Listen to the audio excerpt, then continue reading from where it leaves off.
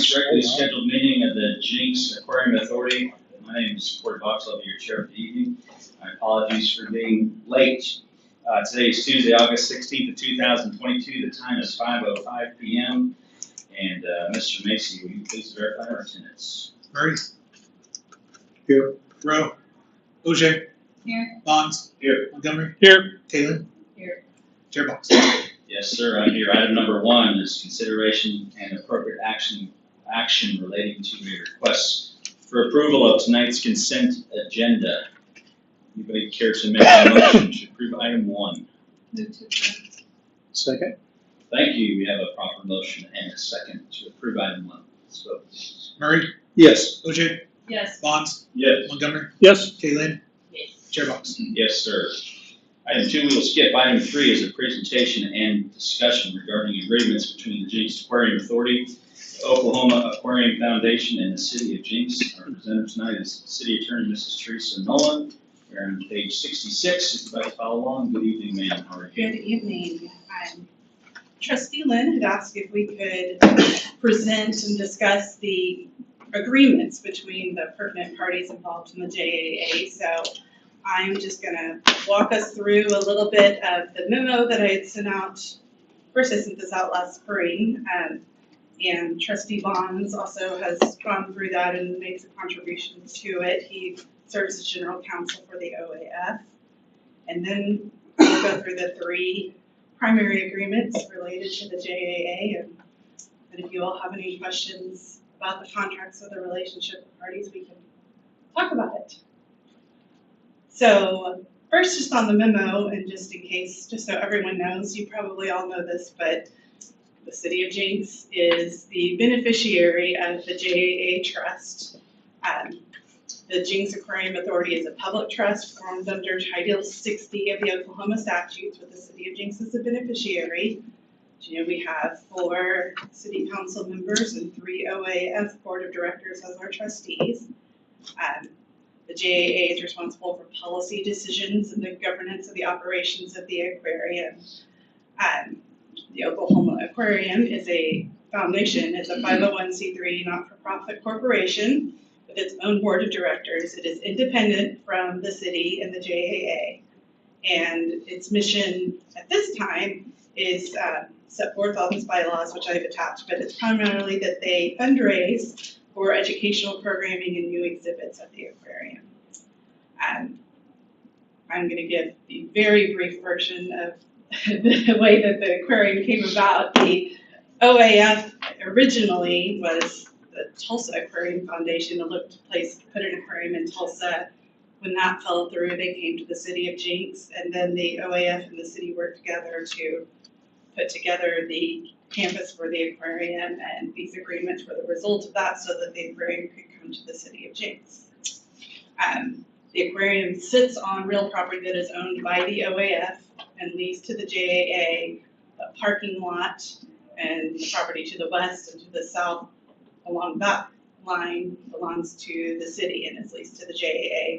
The OAF also owns, I'm speaking again in very generalities, we can look in detail if we want to later, but the land to the north of the aquarium is primarily OAF land on both sides, aside from what has been sold to Waterfront Grill and now to the owners of the food hall. The little sliver down by the bridge and under the bridge is, again, city property. Which kind of brings us, to the agreement. So on February 21st, 2000, the city, JAA, and OAF executed an agreement, and at the same time, the JAA lease was executed and approved. Under this agreement, it talks about that OAF is a nonprofit corporation organized for the purpose of creating and assisting with the operation of an aquarium complex and the associated and compatible facilities. The JAA was the entity that was tasked with constructing and operating the aquarium on the land owned by the OAF. And this agreement was to set forth the rights and responsibilities, particularly with respect at that point to constructing and getting the aquarium open. The facilities defined in this agreement is the land on the aquarium sits and all the buildings and structures and physical property on it. It discusses a lease, and the lease with the OAF is attached to this. I'm sorry, I'm kind of losing my voice and getting a tickle. So bear with me. It goes on to discuss the lease. I've got a bottle. I'll probably go with this here. Please. Maybe the weather change is causing all this. It's coming. I'm excited about it. I'm anticipating. And hopefully this is my allergy. So the lease of real property that's on section 2, this is in our packets, page 70 of 90. This land here is described as the land that OAF leases to JAA. And if we go on in that section, it talks about the OAF will lease land to the JAA for a term of 99 years. And then down in that same paragraph, it discusses that the city will lease within 2 years of the effectiveness of this agreement, that the city is going to lease to the JAA an adequate portion of the real property owned by the city and adjacent to the facilities, which is known as Tummelson Park. So during the time after this agreement, the city made whatever kind of arrangements were needed to be able to lease what was formerly Tummelson Park to the JAA. The next little subsection says the JAA may pledge its lease and any supplement to for obtaining loans and grants or for the sale and placement of revenue bonds, which you know eventually we do get revenue bonds. And down in part C, it says that any budget prepared with regard to facilities must be reviewed by a budget committee prior to submittal to the JAA, and that the budget committee shall consist of OAF members and then the chairperson of the JAA. Goes on to talk about development of the land, that the JAA shall have sole authority over the development of the facilities, and that the facilities shall be used for a fresh and saltwater aquarium. I'm going to mostly skip over this part that talks about the museum. There used to be a fishing tackle museum, which I'm sure someone who's been around longer can give you the exact history of how that came and went, but probably not pertinent this evening.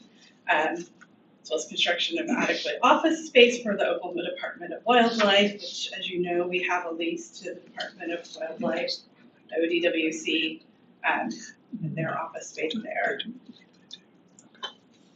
Then on the next page, it says that the JAA may contract with any individual as far for the operation of the facility. So this is giving authority that this entity, you could contract with a third party to operate the aquarium, which to my knowledge, no one has ever really considered seriously or put before. But the next, the JAA, OAF, and city further this is where we talk about the supermajority votes that are required when we're dealing with the aquarium facility and the JAA as a whole. So the parties agree that it will require an affirmative vote of 6 members of the JAA to, and there are 3 reasons that we need a majority vote of 6 members, expend any monies generated by or basically designated for the facilities for any purpose other than the facilities, programs, and its promotional activities. 2 is to enter any contractual arrangement regarding the facilities which have a term of longer than 5 years, other than those original leasing arrangements. And 3, any changes to the number, constitutive rights, or responsibilities of the JAA trustee members as set forth in the Declaration of Trust. So those are the 3 things that we need a vote of 6. Teresa, as a question, I believe the actual formation document, because this is not that, but the actual formation document may have a couple of other things. I think a debt issuance. Yes, I think so. I think there are some other supermajority things that are encompassed there, like the issuance of debt, of public debt. Yes, you probably are right. Issuance of public debt and maybe other amendments. Yeah, there's 2 or 3 others. I don't remember off the top of my head what they are. And I can report back on those if you all are interested and send you a memo or an email. So if I heard correctly, Keith, help me out. How many pieces of how many documents are there then? I don't know. This is one actually I hadn't seen. But there's the actual filed formation document that's filed with the state The trust fund. that outlines the terms of the trust document. That's what I'm referring to. That it does mention there are 2 or 3 things in there that require supermajority. Issuance of debt is one of them that I do remember. I don't remember what the other 1 or 2 was. And I think it probably has to do with termination or. It probably does. I don't remember what they are. But that's the actual trust document on file with the state. Correct. And number 4 is not so important, but it says that the relationship of any contractor of the city or the JAA shall to the OEF be that of independent contractor. This is primarily talking about construction work, and that wording is a little odd. But it does say at the end, no contractor retained by JAA shall have the right or authority to make any representations or to assume or create any obligations on behalf of the OAF or the city. So essentially, the JAA can't make obligations for the city or the OAF. The next section is just that the JAA can't assign any of this without the OAF's consent with respect to the lease. There's a release and indemnification that says for activities conducted on the facilities and land by the JAA, that the JAA releases, defends, and indemnifies the OAF and the city. And at number 7, and this is maybe interesting to you if we ever get to this point, the revenue from the land and facilities. And this is that the JAA shall, after retaining sufficient funds for normal operating and capital expenses, debt service, and to set aside a 15% of net revenue for an operating reserve, and subject to revenue for the discount program that we run for the citizens, that the JAA shall receive 90% of essentially what is left. What page you on? This is on page 5 of the agreement, or 73 of 90, and it's section 7. Page what, page 5? 73. Okay, bottom of it is 5, up at the top, page 73 of 90. And then Roman numeral 7. So essentially this is saying, after retaining sufficient funds for operating and capital and debt service, which at this point we're still at this first part of that sentence, we haven't moved on, but eventually that after that, the excess 90% goes to the JAA. The second paragraph says below that after all of those things, after sufficient normal funds for capital expenses, debt service, and we've set aside 15% for operating, then 10% would go to the OAF. The next section is insurance, and it's basically requiring that the JAA maintains adequate insurance to cover workers' comp, liability, and the amount, at least in the amount of the governmental tort claims amount, casualty coverage for the facilities, an amount not less than $80,000, and that the budget committee will review the insurance. And it also says that if possible, OAF will be named as an additional insured if it's not in excess of 15% of the annual premium.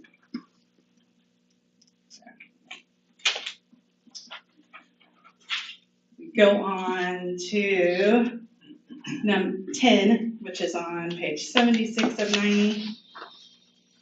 This talks about termination. Some of this says that the wet lab isn't constructed. It also says that the provisions of section 3B is not complied with by the city or JAA. That is the section about the supermajorities. That then this agreement and the lease shall automatically become null and void, and any of the facilities of the JAA will vest in the OAF. It also says in the event of dissolution of JAA that it becomes null and void and the facilities vest with OAF. Pretty standard that you can't amend this agreement without all 3 parties approving. It's governed by the law of Oklahoma. So that's what we have as far as the operating element in an agreement. And then there's the lease from the OAF to the JAA.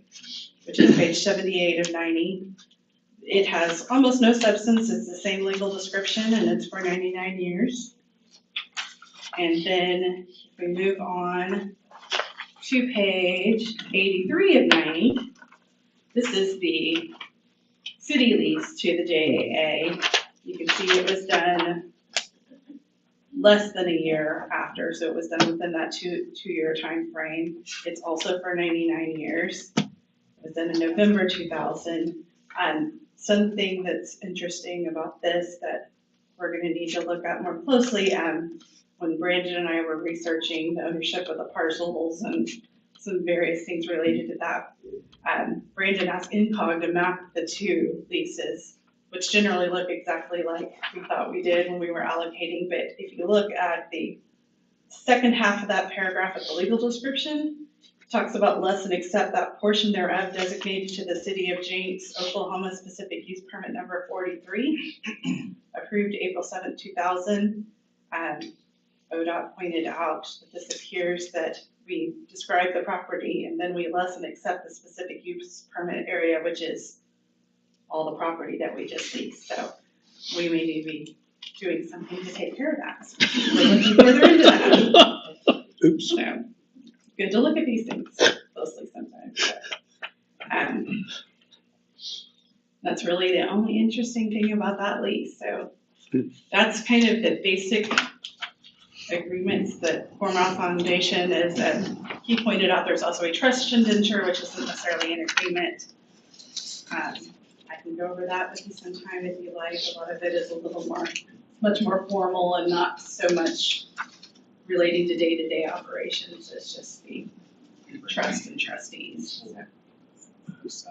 Could, Thank just you, Teresa. a There is question. areas that I have questions on. who were the whites that are named?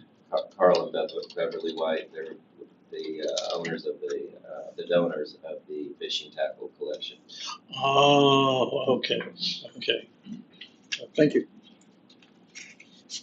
Kenny would be the one who could probably tell you. And what they refer to as the wet lab, what was that, the large animal quarantine? How is it referred? It just is in Says that quotes, it's it not just says constructed within. called, referred to as the wet lab, and it's not defined. I'm assuming that was probably the original quarantine building. Maybe, because the quarantine went up before anything. Just about. Yeah, I I think it's assumed that referring that to is. the wet lab that was where the lab is now. Oh, okay, that's possible, That yeah. makes sense, because that was what we called the wet lab. Okay, I forgot about that, I was just thinking about buildings on site. yeah, I was too. Which just brings me to the fact this is 20 years old. And that's what I wanted kind of to address on the changes, because changes have happened and things have expanded. And the couple of things that I just basically have to go through all of this. On mine, it's page 6, page 16. And it's on the revenue part that you were talking about. Because it just says the revenue that the aquarium, if I'm reading this correctly, brings in and how it's going to be distributed. As we all know, there's been several times that the aquarium has had to be supplemented in order to meet their needs, in order to meet their customers. There's nothing laid out in this on the sharing, since we're all a team and we're all working for the same goal, make it bigger, better, that I think needs to look at and possibly work on an amendment to this original agreement, and talk about the functionality of it and who might be responsible for who, so that we're all carrying the same load. Because every time that I've heard, and I'm not going to say there hasn't been other times, but it's like Keith in the past just said that they've come forth and helped with the payroll, the OEF has. I'd like to see something You did outlined as to who would share responsibilities, the OEF and the JAA. Because every time I hear something, it goes, Well, JPWA has X number of dollars. JPWA doesn't belong to the aquarium. I brought my JPWA bill, if anybody's interested that doesn't pay it, my check every month goes to JPWA. The aquarium's not listed on it. So I think that we need to do some re-looking at this in regard to how to make it equitable for everybody, the citizens and the OAS.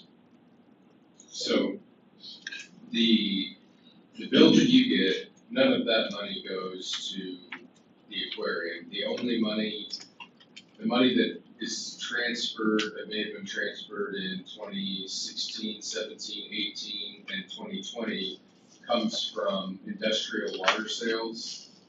And there's a 25% markup on the water that we sell to the Green Country Energy.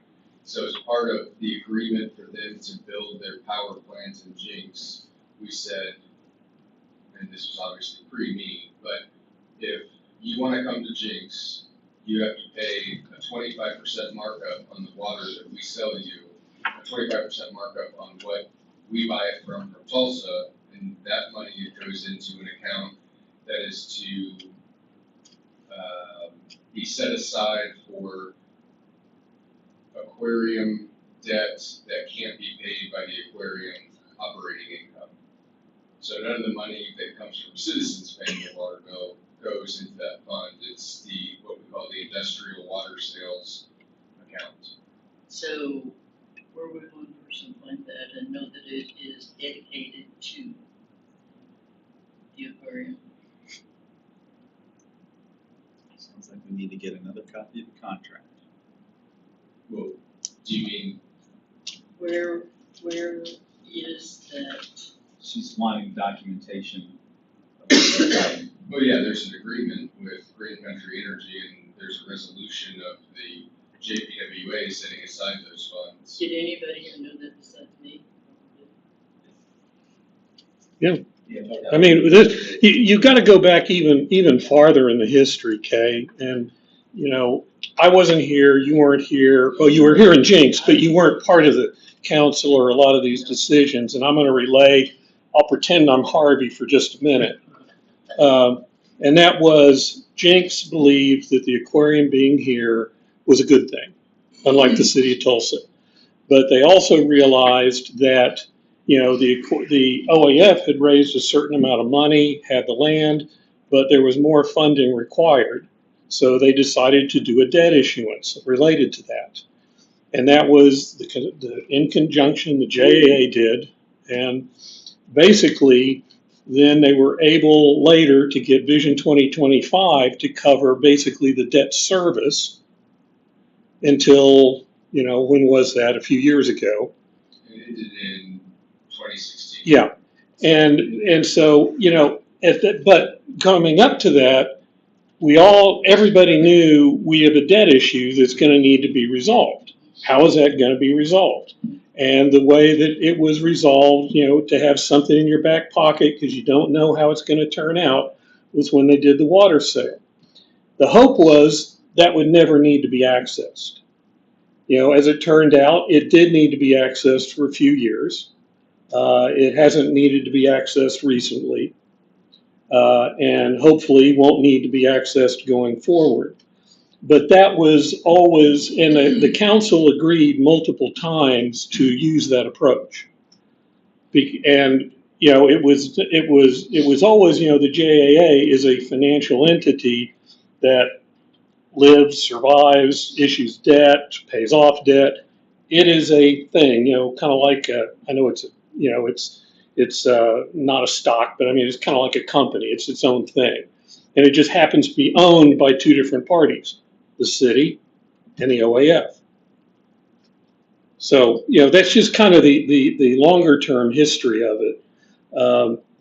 And, you know, it was always, the city always knew going into it that they needed something to backstop the 2025, Vision 2025, because it had an end date that was coming. And that was a vote in the council, I think the year year or two before that expired, there was an additional vote at council reiterating that. I don't remember the exact date of that, but I was here at the meeting. So that's just kind of the longer term history of it. Well, what brought this up for me and gave me concern about a balance in here is the parking lot down there. And when it was said that there was $1 million in JPWA, and so that got me to thinking, because JPWA belongs to the aquarium. So that's what got me thinking about this, and, we had that $7.5 million, bond. Who's paying for that? Is OAF going to pay for that? The JAA pays for that because the JAA issued it. So these are things that I think need to, every so often, just be put out there and talked about. Because nobody here is going to be here forever. And just to keep people abreast. That's my own opinion. It's plain and simple. The parking lot, yes, it's going to benefit the aquarium, but theoretically, it's going to benefit the city of Jenks and the JPWA, because now where we have 300 spaces now, we're going to have an additional 200, so we're going to have 500 spaces. And some of that land that we have interest in from developers to put in, entertainment concepts that are very similar, that really go with the aquarium, they can't go anywhere around there right now and share a parking lot with the aquarium. Because the aquarium only has 300 spaces and they need those spaces. But with 200 additional spaces, now the aquarium has extra parking. And so you could potentially have a use that has some sort of cross-parking agreement with the aquarium. So it's really, the aquarium's existed 20 years without the additional 200 spaces.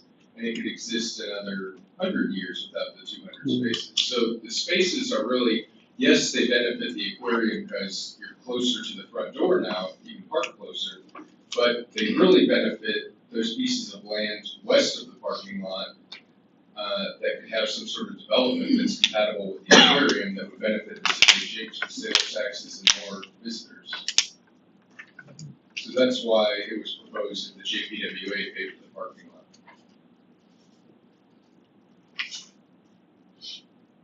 Anyway, thank you, everybody. I think it was a good discussion. Thank you, Trustee Lynn. Thank you, Mr. Stroud. Any other comments before we wrap item 3? I just want to bring up a couple issues here. If you look at the aerial view here, this, what is existing right-of-way that the city of Jenks owns where the road goes, the road used to cut through here and then go to the west. When all of this was redone, the OAF, JAA, city, everybody agreed that the new road could go through here, this roundabout was going here, this leg of the right-of-way would be abandoned and go back to the owner, which is the city of Jenks owns everything west of the power lines here. But this parcel, this close to 10-acre piece, has a little piece that juts just east of the power lines. And so even though it's one parcel, it has dual ownership in that the OAF owns the parcel from the power lines to the east and the city owns the property to the west. Well, there's right-of-way existing that goes just east of the power lines, connecting the this drive to 101st. That was never built, but it was existing right-of-way. Now we are in the process of building that connection as a part of the parking lot project, but it's not within the existing right-of-way. It's slightly to the west, closer to underneath the power lines. And so what we need to do is abandon the existing right-of-way that is grass, give that back to the OAF, establish right-of-way underneath the power lines, and then I think the cleanest thing to do would be to split where the road goes, so everything, and create a new parcel that's solely owned by the city, leased to the JAA, and attach this piece that's attached to this right now, attach it to the piece that sits where the aquarium sits, so that it's all basically OAF land here, city land here. So Marseille, I think we'll be working on that in the next couple months. Yeah, because I also remember as part of the roundabout, we deeded a little bit of land to the city as part of that process too. Because I think we owned a little piece of it to make the roundabout work, as I remember.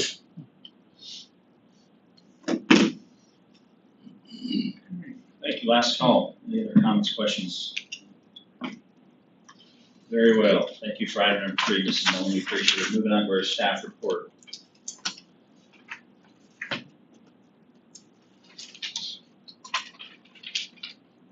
Mr. Alexopoulos, good evening, sir. Good evening. Thank you, Mayor. Our revenue and attendance is improving. It's right on the heels of 2021, so I'm really happy to see that. I believe as soon as this carousel is open, we should surpass, have a big boost actually. Sharklahoma went relatively well. We made over $10,000 in donations and t-shirt sales. We had our out-of-state winner was from New Orleans, my favorite town, and and our in-state winner was from Sand Springs. And last Saturday was the dive, and it went without a hitch. We had a lot of good feedback, and so that went really well. Salsa Fest is coming up.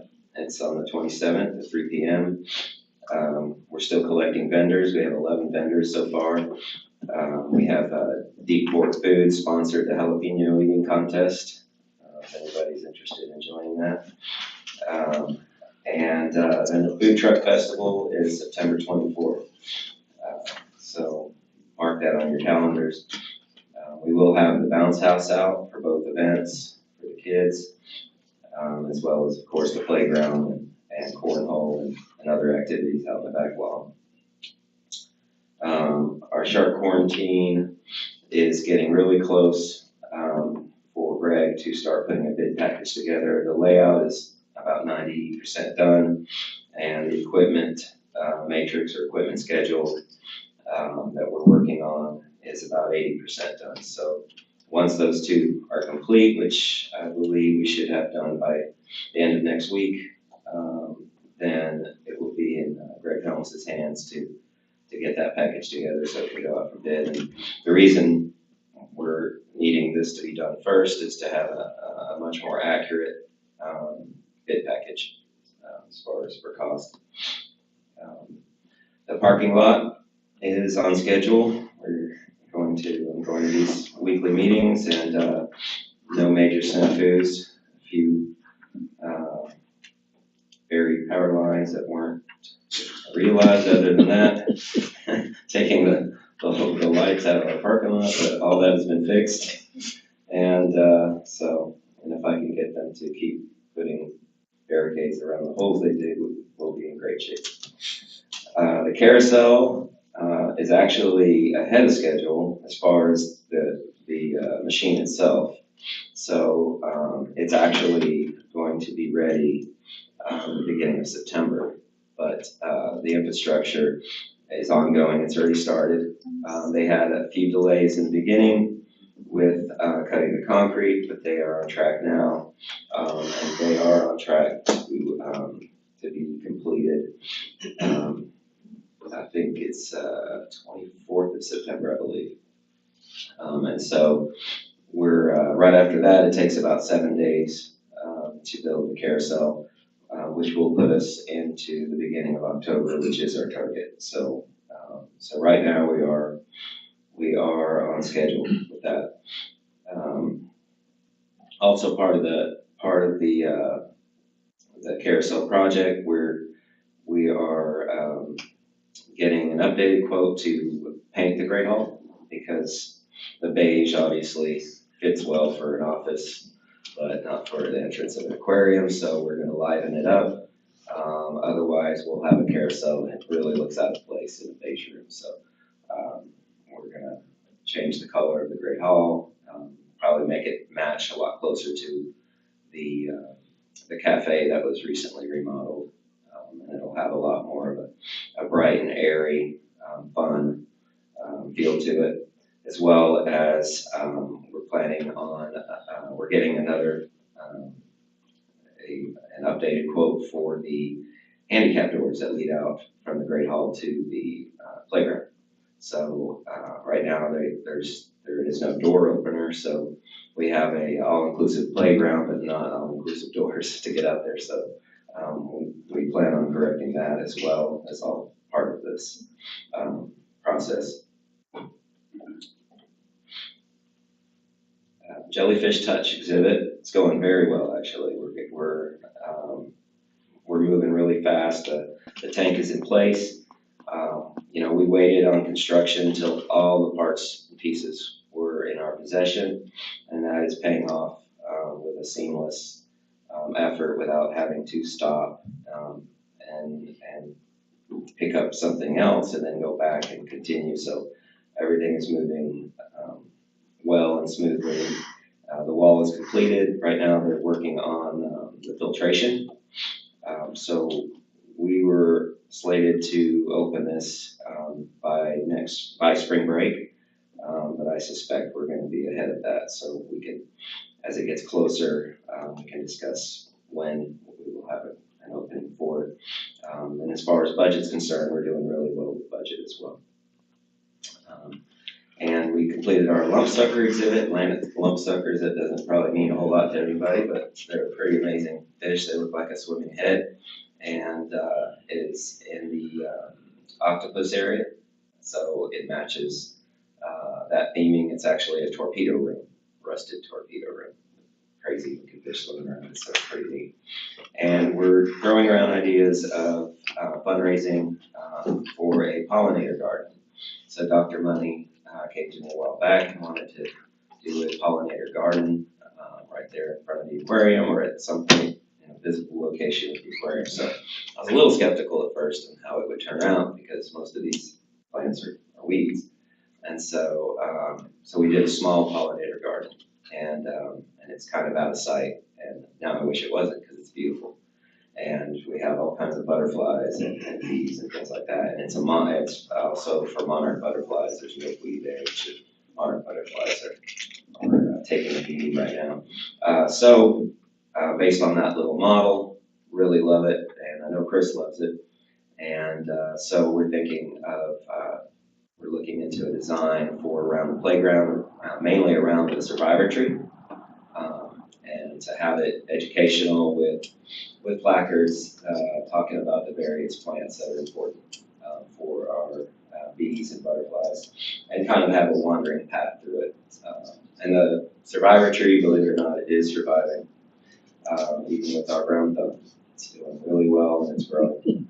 So, and then finally, Anne is almost complete with the yearly report. I think she's waiting on me for my letter, which should be done by the end of the week. And I will check back with her to see what else she is needing, but she's wrapping it up shortly. Do you have any questions? Sorry about my voice. I took a COVID test for you. Great, thank you, Mr. Alexopoulos. All right, Thank you very much. Good evening, sir.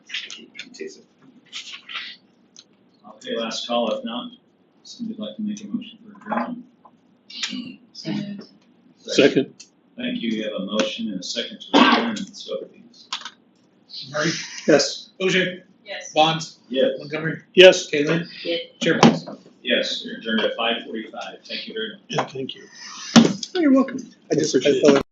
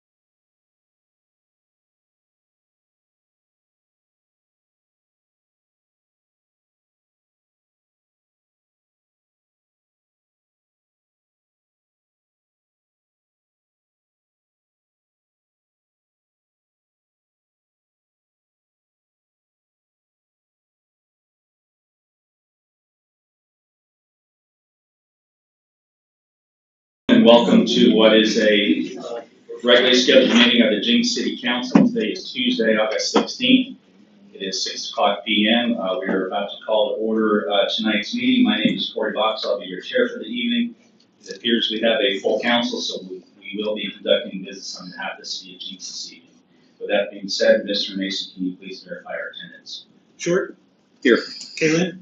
Here. Isabel. Present. Murray. Here. OJ. Here. Klein. Here. Mayor Box. Here, thank you very much. Tonight's invocation, Pastor Ellie Berry from Life Church. Good evening, ma'am. Please come forward and give us your name. Tell us a little bit about your church, and we will gladly join you in prayer. Yes, hi guys, my name is Ellie. I am the youth pastor over at Life Church Jenks, and that means I'm in charge of all the 6th through 12th graders that come through our building, and I'm thankful to be here. Thanks for giving me the opportunity. So, Thank you, Pastor. Appreciate you. let's pray. God, we thank you for the freedom we have to gather tonight. I pray your protection over this place, over everyone here. I thank you for the decisions that are going to be made tonight. I pray for your wisdom, for unity, for clarity, for focus to be guiding tonight. And we just thank you for this city and for this leadership. And we ask that you would bless all of these things in your name. Amen. Amen. Please remain standing as we pledge allegiance to our United States flag. I Pledge allegiance to the flag of the United States of America and to the republic for which it stands, one nation, under God, indivisible, with liberty and justice for all. Thank you. All right, we have an employee recognition tonight.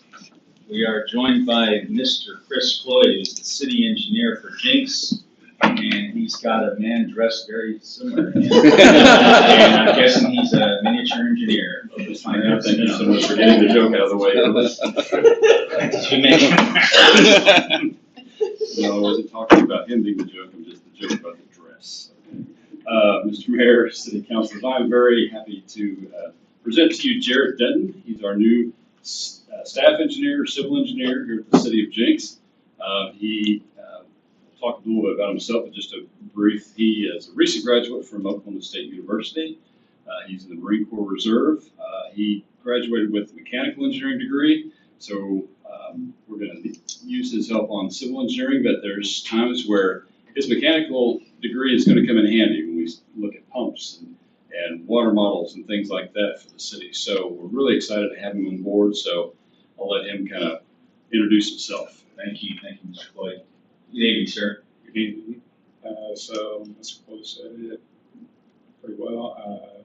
Been in the reserves 5.5 years now. Came over from college for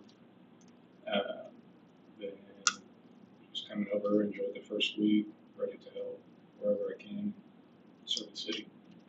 Great. Well, I'm not from Oklahoma, so I don't care what college I went to, but I do say thank you very much for your service. Very much appreciated, and we welcome you all. Thank you. Thank you, sir. You're welcome.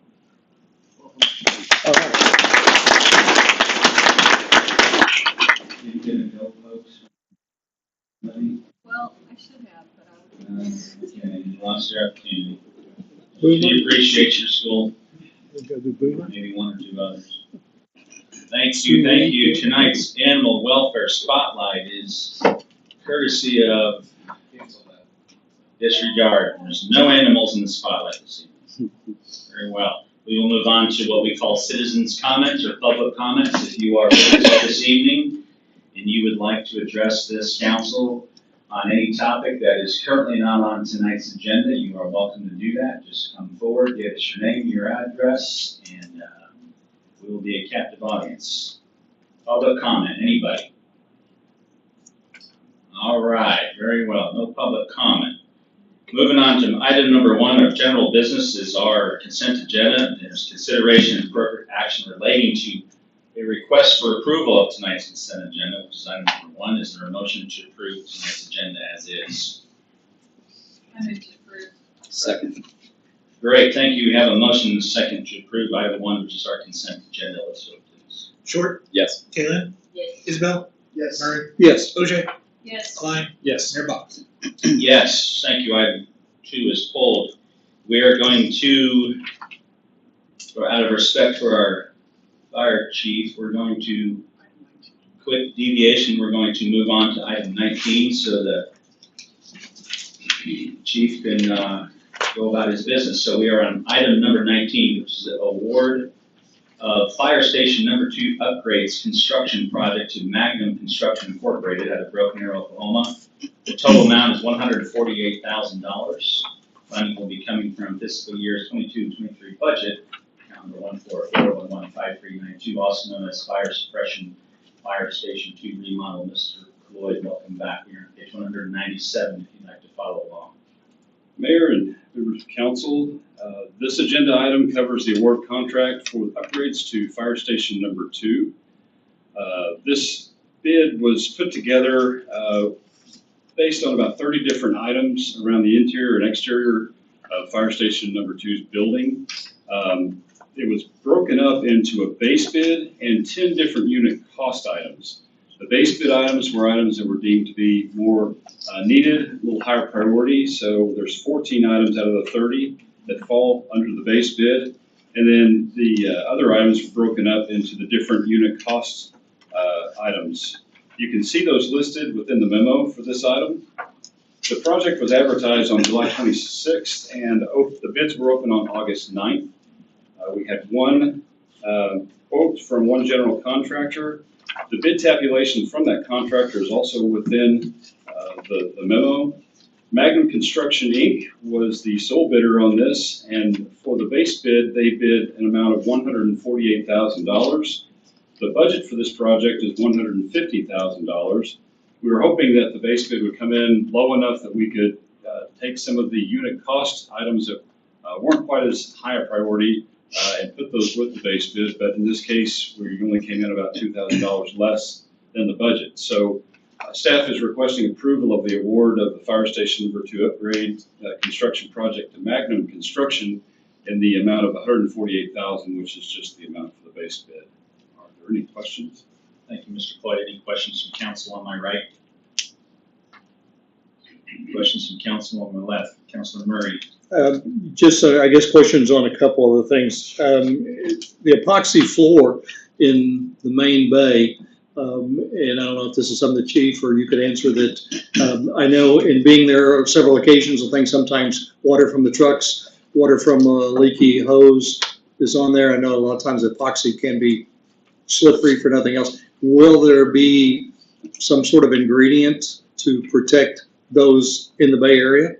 Yeah, so the epoxy that we requested actually has an item that's added to it that gives some grip. So it will have some natural grip. It's not a real coarse grip, so you can still use a squeegee and clean it and effectively care for it.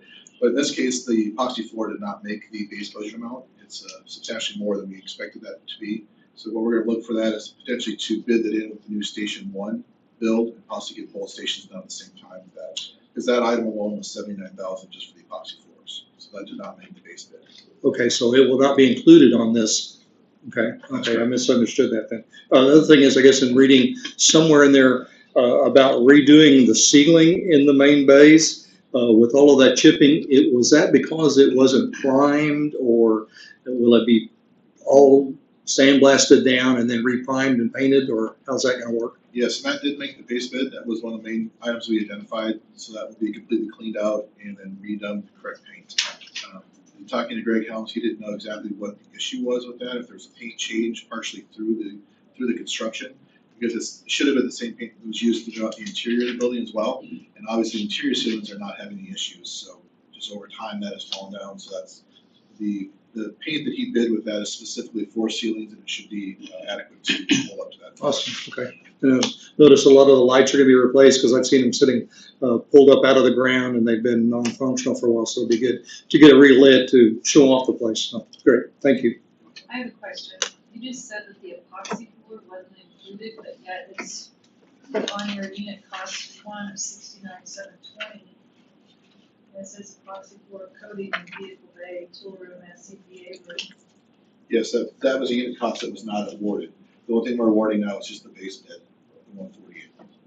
Those items that were additional there are the items that were not awarded, just the base bid was awarded. Thank you. Any other questions for Mr. Cloyd? Okay, if there's no other questions, we can entertain a motion to approve item 19. Make a motion that we approve the item for the upgrades and the award of the contract. Second. Thank you. You have a proper motion, a second on item 19. Let's go, please. Short? Yes. Kayleen? Yes. Isabel? Yes. Murray? Yes. OJ? Yes. Klein? Yes. Mayor Box? Yes. Excuse me, yes.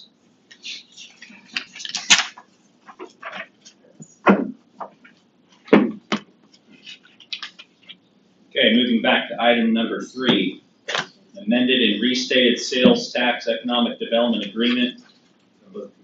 Tulsa Premium Outlets, Mrs. Nolan. Good evening. We are on page 68 in the packet. If you have one, follow along.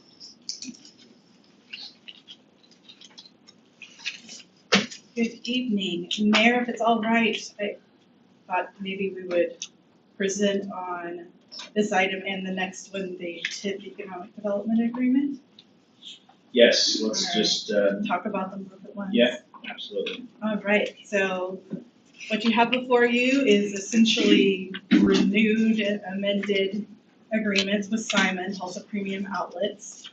I'll start with the TIP Economic Development Agreement. This is essentially the exact same agreement that you have approved, and then we extended it earlier in the pandemic once there were some delays.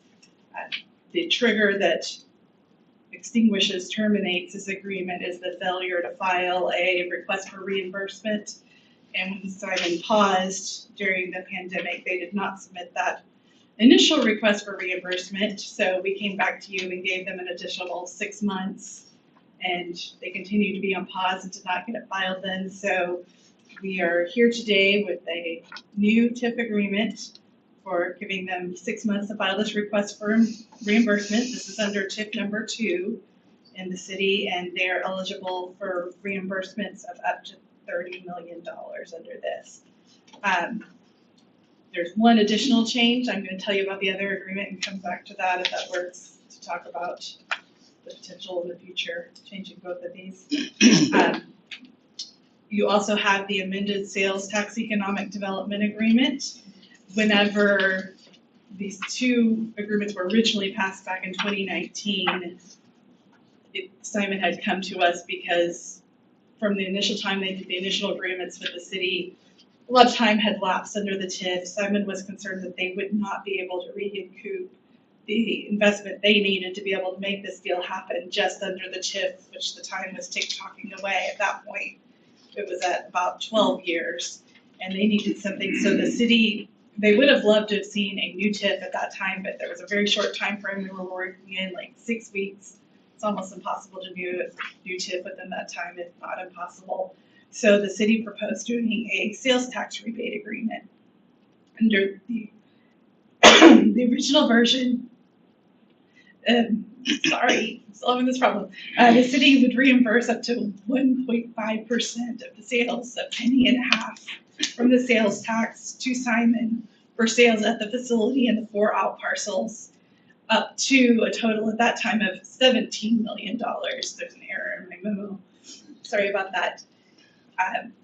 Now, because even more time has elapsed, and now we only have about 10 years left on the TIP, Simon is asking for us to amend this agreement, which we're amending, and I went ahead and included the whole agreement, to add 5 additional years. So this 5 years would run where the city is reimbursing sales tax after the TIF has expired, but 5 more years, and adding $3 million to the cap under this agreement, so they could recover under the sales tax rebate if the TIF didn't perform as expected, up to $20 million for a total of a $30 million incentive.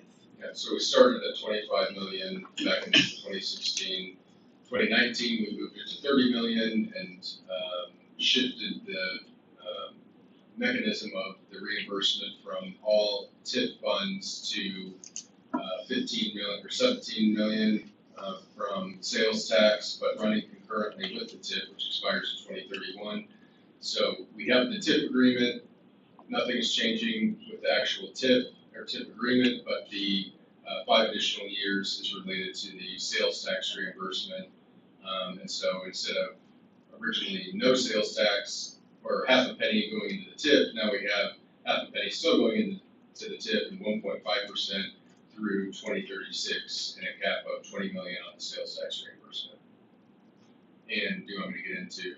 Sure, that's my saving after And that. so because the tip goes from Elm to the river and then south all the way to Polecat Creek, there's probably 200 additional acres within the existing tip that because Simon will be using up the remainder of what they think is available within the tip and the tip timeline, we're exploring options about just resetting the tip altogether. There hasn't been a change in value other than the change in value due to Simon purchasing the 50 acres from the River District Group. And so if we redid the tip, we would reset the baseline on the property tax, which would be the purchase price of that property.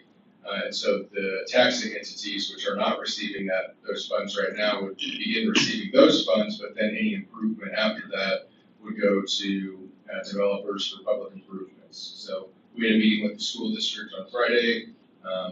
It was a productive meeting. I think that they're open to it depending on the terms of starting a new TIF. So that's kind of where we are. We would hope to see that if we could extend the TIF or create a new TIF rather, that would then become the mechanism to reimburse Simon. And we still have quite a bit of numbers to crunch, but we think that it's potentially doable. So that would help Simon and also help anybody coming in after Simon to develop within the new TIF. Thank you, Mr. Stroud. Any questions from council for either Mrs. Nolan or Mr. Stroud before we extend the invitation to our friends from Simon? I do have one question. Yes, sir, Mr. Isbell. With respect to both items, there's a reference to 6% interest. A reimbursement shall contain an interest component equal to 6% calculated on the basis of 365-day year and number of actual days elapsed from the presentation of the invoice. And I was wondering if we received an invoice or a request for TIF money, and a week went by, would we as a city be responsible for paying 6% of the interest from the date received? I was wondering if we could put a component in here for a net 30 on the request for reimbursement. So Simon has not requested reimbursement, and that's one of the reasons that one of the agreements was automatically terminated. So we get paid, so the property taxes are collected, and we get checks in March and in, Robert? January. January and April, we receive checks from property taxes paid. They go in less than 25% that goes back to the taxing entities. So we get 75% of that. It goes into an account. We have a list of invoices from developers. Depending on the amount that we receive, if it's the full amount, we pay the full amount requested and that's been approved, or we pay a partial amount. So for instance, in some of the TIFs, we may get a request for 4 million, but the assessed valuation doesn't generate enough money to actually pay the full 4 million, so we make partial payments. So the net 30, I don't know that it's really going to help us a whole lot unless we are receiving, if this agreement is worth, let's say $30 million, and we get $30 million worth of invoices, we're not going to have a $30 million check from the county. We would accrue 6% interest until we pay off the request. Correct. And that $30 million, and that's a lot of money Yeah, over a 5-year period. correct. And the 6% now doesn't look as egregious as it did in 2019 when interest rates were lower. So 6% now is maybe more in line with, actual interest rates on these types of projects. But it was 7% in prior to 2019, and Simon agreed to lower it to 6%. So, Okay, but we wouldn't have any 90-day period to try to come up with money through revenue bonds or something else. We wouldn't have to pay the interest on it. I'm just trying to save the city some money. yeah, and we've discussed potentially bonding the amount owed but that wouldn't be able to happen most likely until they've at least been open a year or two and we can show what sales tax revenue is being collected through the TIF to repay a note on the amount that we owe Simon. I was thinking of smaller amounts and, we wait 30 days to pay, but then we owe 6% on the smaller amount. But if it's the full 30 and 6%, then we can't write a check for that. Just trying to figure out a kind of equitable way for the city not to have to incur that interest. And I think the thinking is the developer's paying interest on. On the improvements that they've already Yeah, made. yes, and so this was viewed as an equitable way to account for that. Okay, thanks for the explanation. Thank you, Mr. Isbell, Mr. Stroud. Any other questions before we, move forward, Mr. Hear what Simon says? Didn't wait to say that. Anyone else? Counselor Lynn. Well, this is my question that I've brought up several times, and this may not be the appropriate time to bring it up, but I just want to be sure that something along the way we get performance bond. Well, a performance bond, we haven't paid Simon anything. So they only get reimbursed for performing. This essentially is, we're protected in that if they don't perform, they don't receive any money. Okay, bear with me just a little bit. Whenever you have performance bond, Simon guarantees, like your sign says, that it will be ready in 2024. So what happens to the $30 million if they're not ready in 2024? What do we do? Just like in 2019, we're supposed to open in 2021 or 22, I lost count. So that's what I'm trying to do, because we're talking about a major amount of money. But the $30 million doesn't exist. We're not exposed until they're open. It doesn't exist until they've made the full improvements and sent us an invoice, and then they don't get the 30 million unless their project performs. So what happens, okay, so no money changes hands? No. Period. No money has changed hands, no money will change hands until we see the revenue, whether it's sales tax or property tax from the project. Okay, so is there a time frame on, I heard of, and I read in here too, about a year later, is there a time frame that we do the evaluation on what we're getting from sales tax, from there? Is there say a year later, okay, now we can start changing hands and monies and what we need to do? They're gonna submit an invoice for the work that they've done related to public improvements. Engineering staff is gonna review that invoice, consult with the finance director and the city manager, and then we will, if they're public improvements, we will approve those. But they can submit the invoice, but if we haven't received any TIF money, if we have not received any revenue related to the TIF, we have nothing to give them. So for instance, this TIF originally was something like a $300 million TIF. They're asking for 30 million. Well, it was established in 2008 and nothing happened in 2009, 10, 11, 12, 13, 14, 15, 16, 17, 18, 19, until they purchased the property. And then that triggered a change in the valuation of 50 acres within the TIF. So then funds started to come in, but $12 million sounds like a lot, but the tax on that, at 1.4% is not a whole lot of money. So,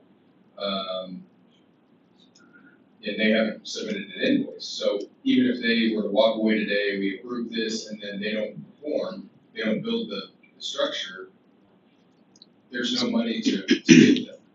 So the 30 million only exists if they perform and we receive, $1, $2, $3, $4 million a year from the sales tax and property tax, and then we incrementally pay them back for their investment over time. So, just going off what we've just gone through, so it doesn't exist, and so we've had this sitting there for a long time. What happens to the land? That's up to Simon then. They own the land.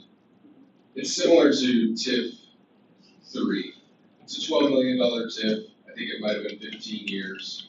We have $11 million in requests for reimbursement. Well, we haven't received $11 million from property tax because some of this area didn't develop as quickly as the developer had hoped. So we've been paying back, and maybe we paid back $1 million of the $11.5 million request, but they haven't performed, so they're not receiving their money.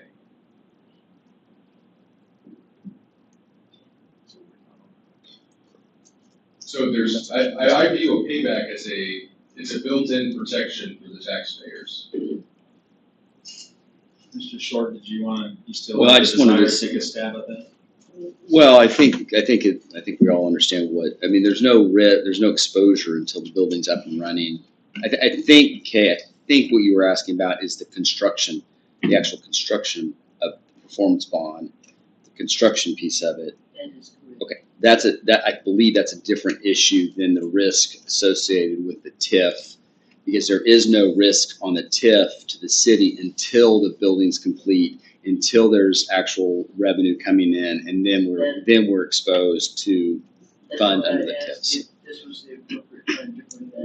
Right. Thank you. But I also just want to say to the city manager and the staff, I really appreciate the proactive nature of reaching out to the school to talk to them about the TIF. I know the TIF history with the city and the school has been, sometimes contentious. I think this is a very, very important economic tool for us with a very, very important piece of land that has exponential value opportunities for all of our citizens. And so thank you for reaching out to them, and let's, kind of keep the proactive, collaborative nature, because we're going to need everyone to row in the same direction on this thing. And if it comes down to a new TIF, I think that's fantastic, because I think now, for the first time in a long time, I think we've got, unlike in the past, as I understand it, we've created these TIFs hoping they will come.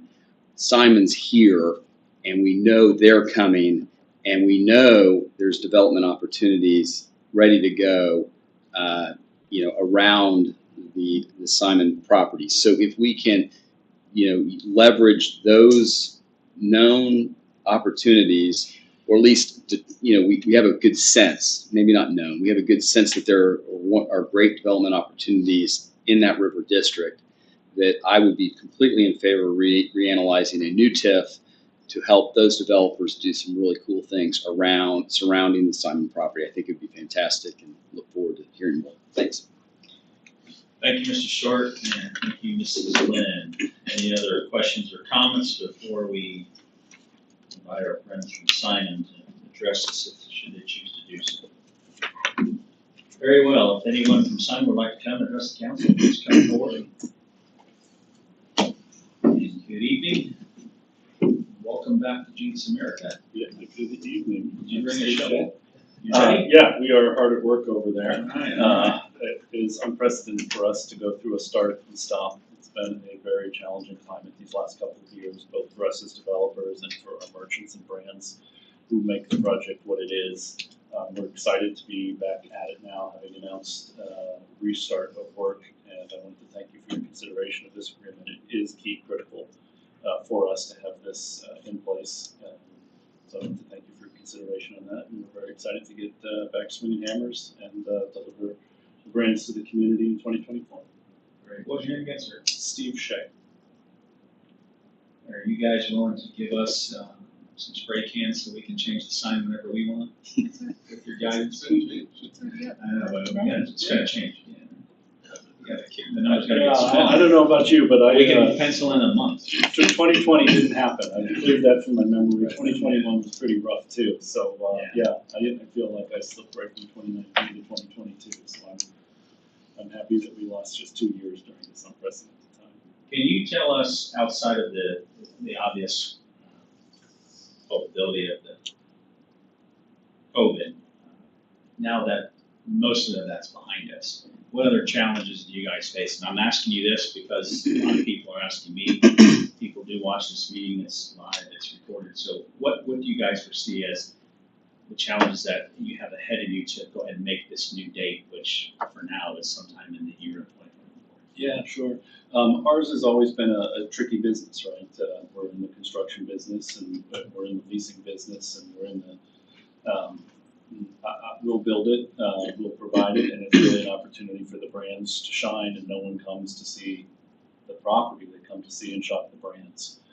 And so that side of the business, in addition to our having to figure out, is it still the right design, how we deliver it within a reasonable economic, which, so you may have heard, the supply chain has been brutal.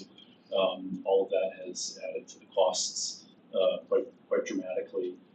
And then making sure we're delivering all the right brands at the right time, and that is what we do best, probably, is curate that mix to make sure it's an exciting place for people to come out and shop. And so, yeah, there's still some wood to chop as we move forward, but we're pretty confident and excited about what we'll be delivering.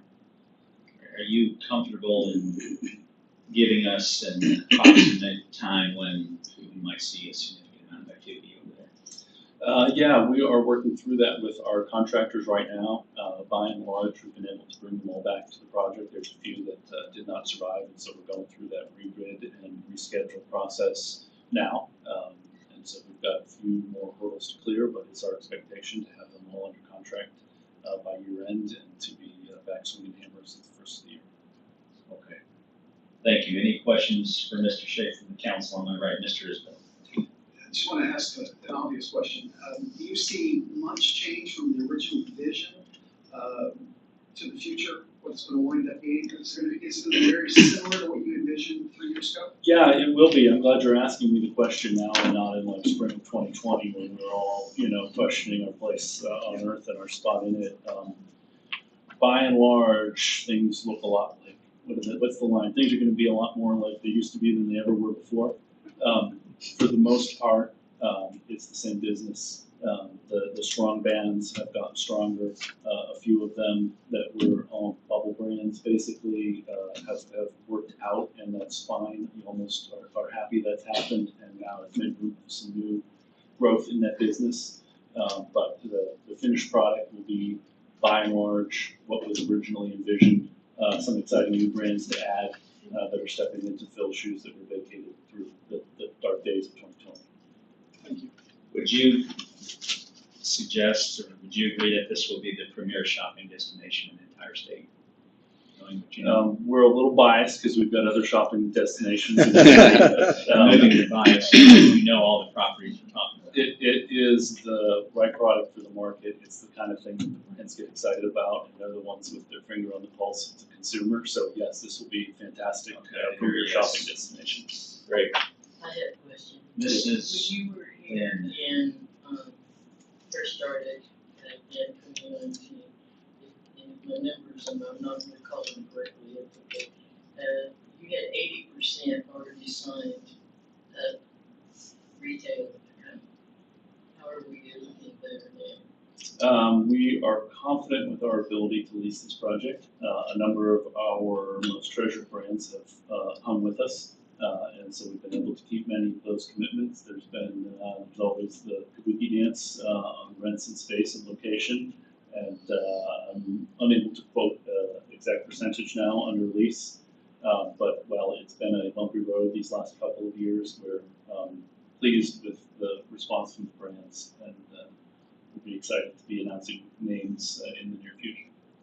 So they're moving along with contracts? We are, yeah, we are attempting. You don't have a percentage? I'm unable to report on the percentage at this point. Thank you, Mrs. Lynn. Mr. Murray. I guess one of the questions that we've all gotten, of course, is, is it going to happen and things, and we're thrilled to death, and we appreciate you guys so much of sticking with us. People ask, well, if they're going to do it, what about the infrastructure that's there? It's been sitting in the weather, it's rusting and stuff, and knowing nothing about how that's is that, do you guys have to start back from scratch, or can you just build on what's there with maybe touch up? Sure, fantastic question, and one that we've asked a lot of people that are smarter at this than I am, and we've had a testing and inspection crew out to do a full report on all of that, because when you start these things, it's everybody's intention to complete them. You know, roofs are supposed to have roofing on them, walls are supposed to be enclosed, floors are for walking on, not for being rained on, and so we have had the inspection consultants out to kick every brick and give us full reports on the soils and the steel and the floor slabs and the decking and the walls, and by and large, it has held up remarkably well. There will be some minor remedial action that will coordinate with the city and the inspectors to make sure it is as it should be, but by and large, it has aged well. Awesome, thank you. Thank you, Mr. Murray. Any other questions for Mr. Shea? I just want to say thank you. Yeah. From all of us, thank you. Appreciate it. Well, we're excited to get back to it. It's been a tough couple of years all the way around. Perhaps you guys could create a Facebook page for this project so you could start answering all the questions. Then jump on the other one. Yeah, we've got a marketing team who's very eager to be released and be able to talk about some of the exciting things we're doing there. This, obviously, before you, is a key part of making the project happen, so we're trying to run the basis sequentially with getting important stuff locked down and then being able to brag to the community about what we'll be bringing. Very well. Thank you, Mr. Shea. Appreciate you coming Thank down. Look forward to talking to you again. Okay, we are on item number 3. Any last questions, comments? If not, would somebody like to consider a motion on item 3? Make a motion to approve. Second. Thank you. We have a proper motion and a second to approve item 3. Let's vote, please. Short, Yes. Caitlin, Yes. Isabel, Yes. Murray, Yes. OJ, Yes. Klein, Yes. Mayor Box. Yes. Thank you. Item 4, same thing already previously discussed, TIF, Economic Development Agreement with Tulsa Premium Outlets LLC, page 85, previously discussed. Any last minute questions from Mrs. Melvin? Your lights are on. I was gonna make a motion. Okay, very well. Very well. Great, thank you. We have a proper motion and a second. Let's vote please on item 4. Short, Yes. Caitlin, Yes. Isabel, Yes. Murray, Yes. OJ, Yes. Klein, Yes. Mayor Box. Yes, sir. Thank you very much. Thank you, John. Thank you. Good evening. Safe travels.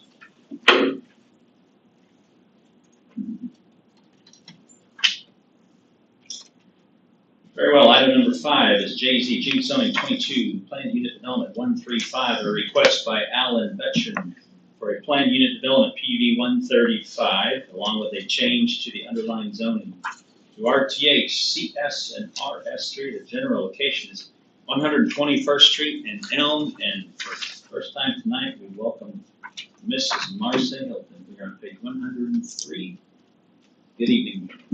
Good evening, thank you, Mr. Mayor, council, and staff. This item is, was actually on your agenda 2 weeks ago, and we postponed it. Well, actually, not even 4 weeks ago, because we postponed it to the back to the planning commission. Staff had worked with the applicant. We've been working on this project for many, many months. This is the first PUD to come through since we had adopted the new Unified Development Ordinance. So it was a lot of back and forth, a lot of discussion, and you'll see that I've even pointed out areas just to make sure that the applicant is familiar with the new regulations. So it was heard a second time on August the 4th, and it was approved. We had one planning commissioner absent, or at least he came in late and he was not present for this vote, so it was approved 6-1. The primary reason for taking it back to planning commission, the new UDO has a clause in it that says if there's any significant changes to the square footages, et cetera, then it triggers an amendment. So rather than amending it, we just sent it back and had a second hearing. If you look on page 104 of 226, the intended use is detached single-family residential. There's also detached and potentially attached cottages or townhomes. There is a commercial development area, and there's also a personal storage facility, including, beyond that, they have active and passive recreation areas. The current zoning is industrial medium. This is a very large tract that's been zoned industrial for many, many, many years. They had some battery tanks and some other things. It's highly encumbered by pipelines and easements and different things. It is currently unplatted, and we would require, of course, platting anytime there's a change in zoning. The school system is Glenpool Public Schools, so this is also a little bit different. You're within the city of Jenks fence line, and it is part of our actual city, but it is not in the Jenks Public School District. If you look on page 105, I put the actual PUD language from the UDO, so this would be found in Article 16.9.8, and it talks about the purpose of a PUD. The new UDO requires any residential development greater than 20 acres be processed through the PUD application process. So in this case, we have 200 acres, and it says under B, under general provisions, number 2, developments including only single-family detached residential uses may not be approved as a PUD. And this one clearly has multiple uses. I just want to give you a little bit of interpretation. I think when we hit that 6-month mark with following the adoption of the UDO, we'll kind of clarify that language. What it meant, I can at least tell you the intent, was that we never have a PUD that comes before you that doesn't include amenities. So you have a 20-acre project, which we'll see later, but they've done a good job providing amenities. So it's not just single-family residential, but there are other things included. It doesn't necessarily mean that there has to be multiple uses included. You go through there on page 106, and I have written in blue some of my responses to different things. Talks about site development allowances. One of the biggest things that we pointed out to the developers as they've come through is the impervious area previously, especially prior to me coming to the city of Jenks, there wasn't really a lot of focused attention on how much green space a lot had. And one of the new tenants of the UDO talks about the impervious area. So you have a lot, square feet, and you can only cover 60% of that with an impervious surface. And we've had some issues with some of occasionally a deeper lot, maybe a lot that's 120 feet deep, but it has a big easement or something in the back, you can't get a pool. But if you don't have an easement, and you'd really like to have a pool, but you really put the largest house you possibly could, and then you have a 3-car garage with paving all the way out to the curb, that really cuts into your impervious area. So we just asked them to take a look at that. That is one area that they're deviating from the code and asking to be allowed to do a little bit more impervious. And I want to say that we don't get into the drainage during the use conversation. So when we're talking about, is this a good use, is it not? But I want you to know that as a staff, we are very cognizant of this change in the impervious. We have already communicated with the developer and the engineer of record that they would need to engineer this and the hydrology according to the increased impervious. So you can go to page 109, and this is something that on K down at the bottom, so on 109 of 226, it talks about the expiration date. So for a planned unit development in which there has been no building permit issued, nor any portion of the property platted after 5 years since approved by the city council, the PUD shall be considered null and void, and shall be brought back before the planning commission and the city council for consideration prior to any development on the property. The underlying zoning of the PUD shall not expire.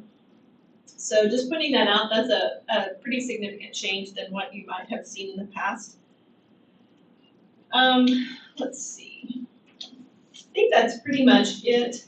If you look on page 19 at the bottom, you'll see the staff comments. They already included the minimum square footage per development area. They are aware of the garage setback and will comply with that.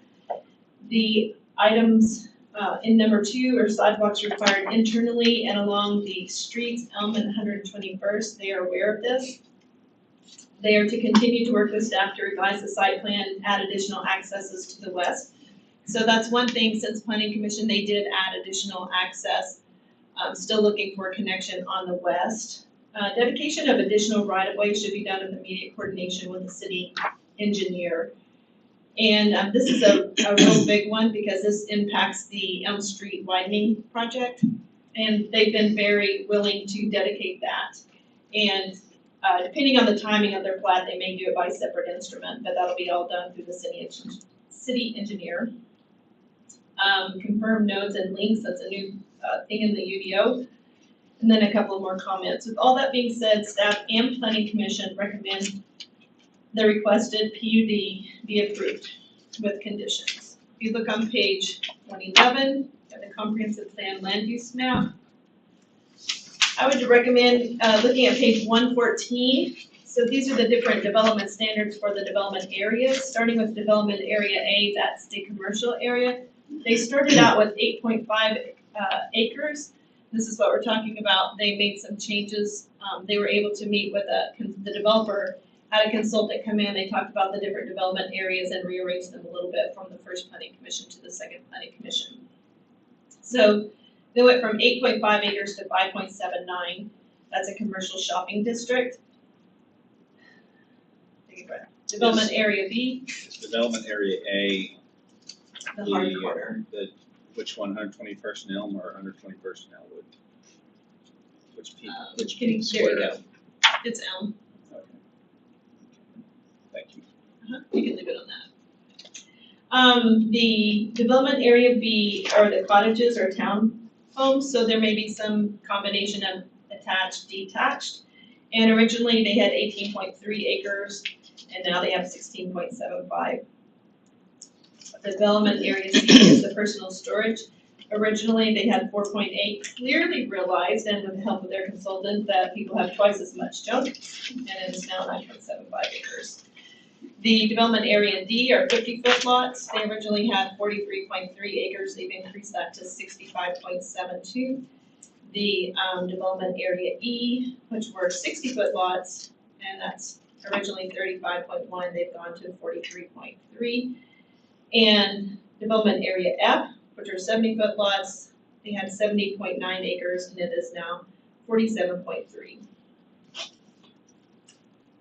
You can see they have included their minimum square footages, and that's for their habitable living area and then also their impervious. On page 117, this is something that I asked the applicants to give us, and I think it's very important. I think it really creates the picture, the UDO versus the PUD.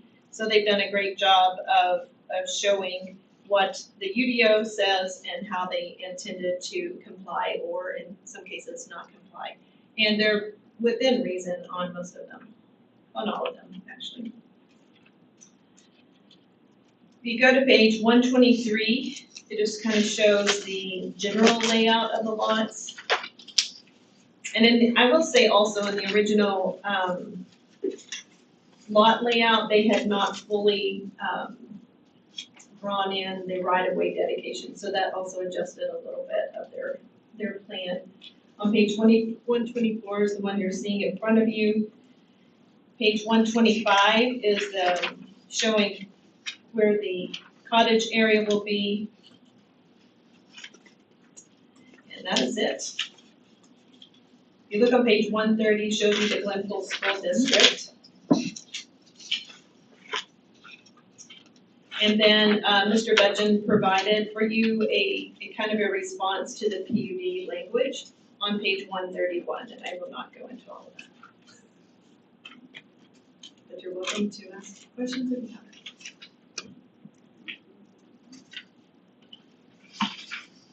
Ms. Oden, Yes, sir. did I read someplace or dream, was the cottages, was that gonna be gated? Or was that gonna be open? Maybe I just thought that I read that or something, I didn't. I believe it is open. I don't remember it being, Mr. Benjamin, when he comes up, he can answer that Oh, okay. question. Okay. But thank you. I apologize. I don't think it's. No, it may not have been, maybe I'm just thinking that I had heard that at one point or something. And then you talk about the personal storage, are we talking just the regular storage facility? It is. It's just like a half block north of there and 3 blocks to the west of there? It would be, So- so, yes, sir. The new UDO requires, if you're in a commercial zoning, that a personal storage look like an office building. But if you're on an industrial tract, you can do it in the traditional strip look. So this would be the strip look? Yes, sir. And it will provide a good buffer between the townhomes there and the commercial product. The cottages and Okay, the. so I mean, it's early right now, I can ask the applicant or something about it, okay. Thank you, Mr. Murray. And as a reminder, tonight's consideration is just simply whether or not this is an appropriate use of land. As Mrs. Hilton stated, we're not worried about where the water's draining. We're gonna send it all to Glenpool. Along with all the students. You okay with that, Councilor Klein? Yes. Fresh batch heading your way? Great baseball players. Yes, yes. Any other questions for Mrs. Hilton? I do have a question. Miss- In reference to page 123, it has all of the connector streets, and then on page 125, it doesn't have them listed. I'm just wondering if that's something we should discuss now, or that change will be coming. Reference page 123 versus 125. This is a preliminary site plan. Enough said. Thank you. Thank you, Mr. Isbell. Great. If there's no further questions, Yes, I have one. Mrs. Lynn. It just has to do with the condition that it was approved on, and went all the way back to the planning commissions. Where they put the conditions on there about no dispensaries and Yes. things like that.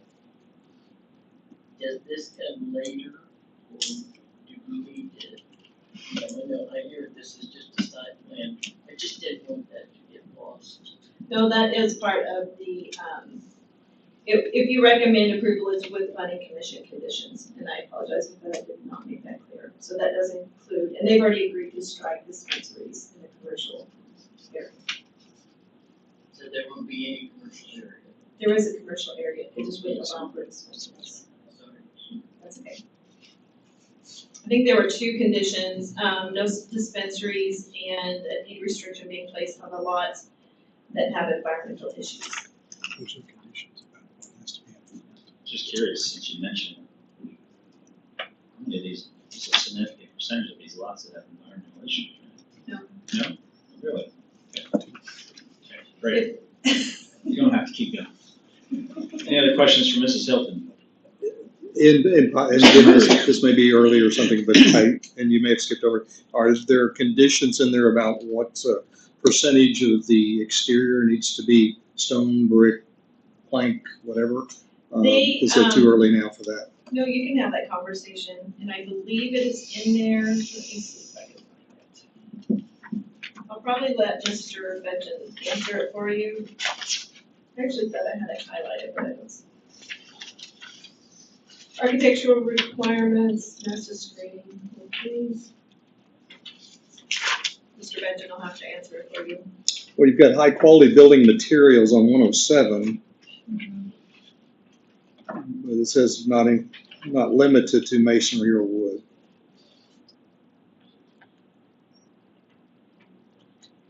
That's what the code says.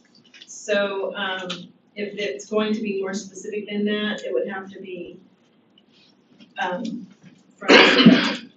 I'm sorry. From Mr. Benton. I know, hardy siding or something similar is very common and very popular, especially for some of the cottage styles.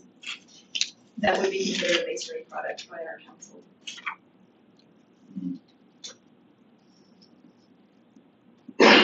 Great. Thank you, Mrs. Hilton. Mr. Betchen, if you, take a crack at this, you're welcome to come forward, please. Good evening, sir. Good evening. State your name and employer, we appreciate it. Alan Betchen with AAB Engineering. Address is 200 North McKinley in Sand Springs. I won't go through it in great detail because she did a pretty amazing job of kind of laying it out for you as we go. This is a 6 development area product, so it is truly a blended mixed product. It's not just a single family residential subdivision. that we're bringing forward. The entire property is currently zoned IM. There has been an extensive, incredibly extensive and thick environmental analysis done as part of the purchase process of it to verify that it was suitable for residential standards, because those are different standards than what it would be for commercial. There were only 2 locations on the entire property that were identified as exceeding the residential standards.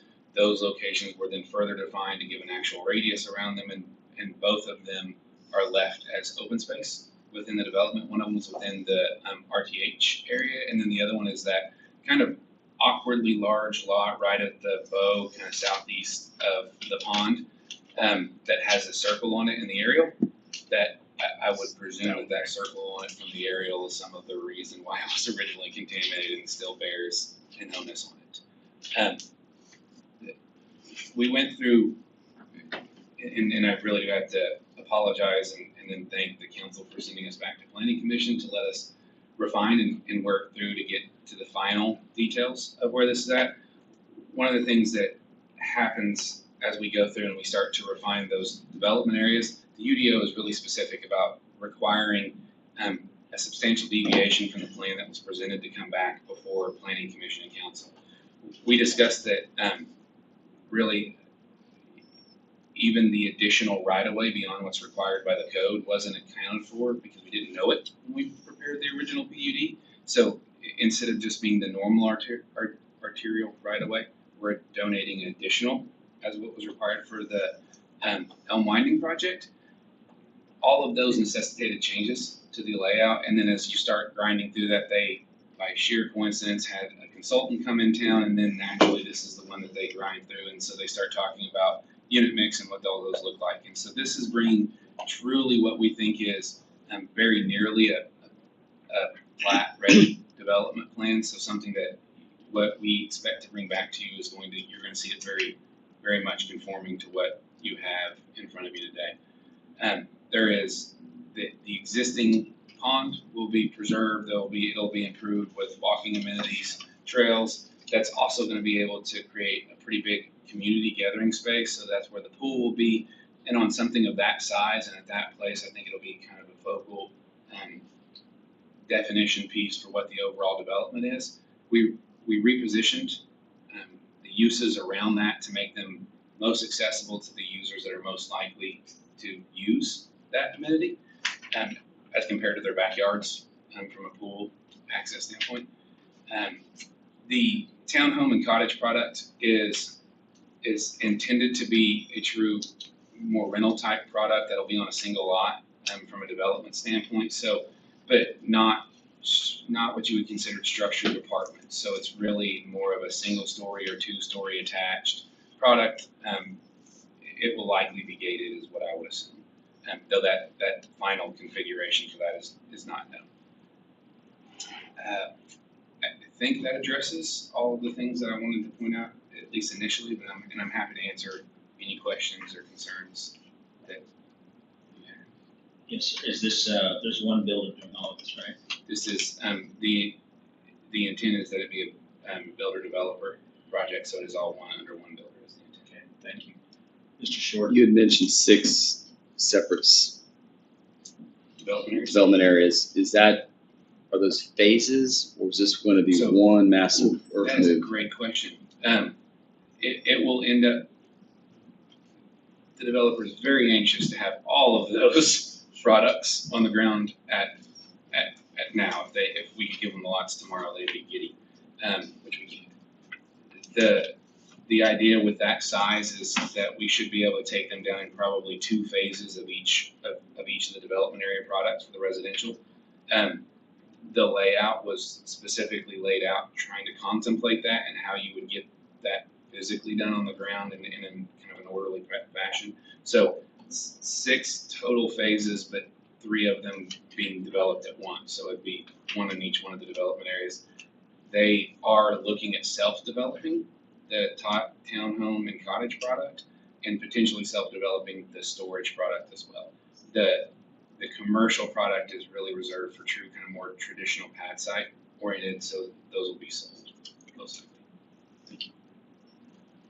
Any pre-leases or plans or actual tenants for the commercial property that, not that you can tell us, but that, are there any out there, any letters of intent, anything? Not, so the answer is not actively marketed, so I'm going to tell you no.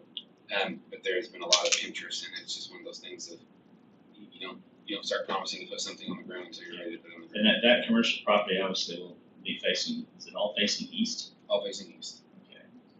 All, and consolidated access is the intent with that as we come in, so it's not just bonanza of driveways. As you approach the intersection, that's something we'll work through at the planning stage, where those limits of no access. Okay, great, thank you. Any other questions for Mr. Betchin? Very well, thank you, appreciate your time, sir. Thank you. There's no other questions on item 5, JZ 22 PUD 135. Somebody wants to make a motion? Get after it. I make a motion to approve with the conditions set forth by planning commission on item JZ 22 PUD 135. Hey, hold off on that motion, my mistake, we need to open this to the public. Anybody in the public like to speak on behalf of item number 5, the Jenks zoning PUD discussion that we've had? Great, thank you very much. I'm sorry, Councilor Lynn, could you please restate your motion? That was my mistake. I make a motion that we approve and include the recommendations from the planning commission on JZ 22 PUD 135. I'll second that. Thank you. We have a proper motion, second for item 5. Let's vote, please. Short, Yes. Kaylin, Yes. Isabel, Yes. Murray, Yes. OJ, Yes. Klein, yes, Mayor Box. Yes, item 6 is ordinance number 1593, related to Jenks zoning 22 PUD 135, zoning a tract of land to RTHCS RS3 and creating PUD 135. Move to approve. Second.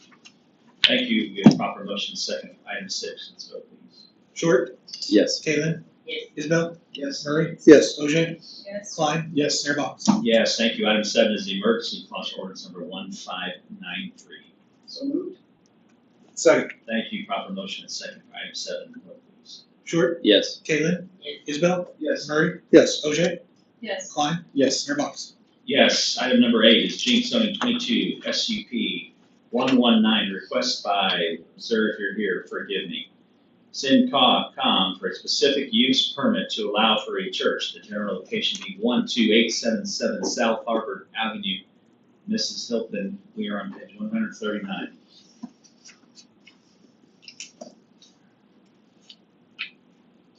Thank you, Mr. Mayor, council, and staff. This is the first specific use permit, I believe, that we processed since the new UDO. And this is a request for an institutional use. So that would be defined as a church, a place of assembly, a school, a government building, etc. So those are all considered institutional uses. In this particular case, it is more specific. They are asking for a church use on a large residential zone parcel. The planning commission heard this on August 4th, 2022, so they voted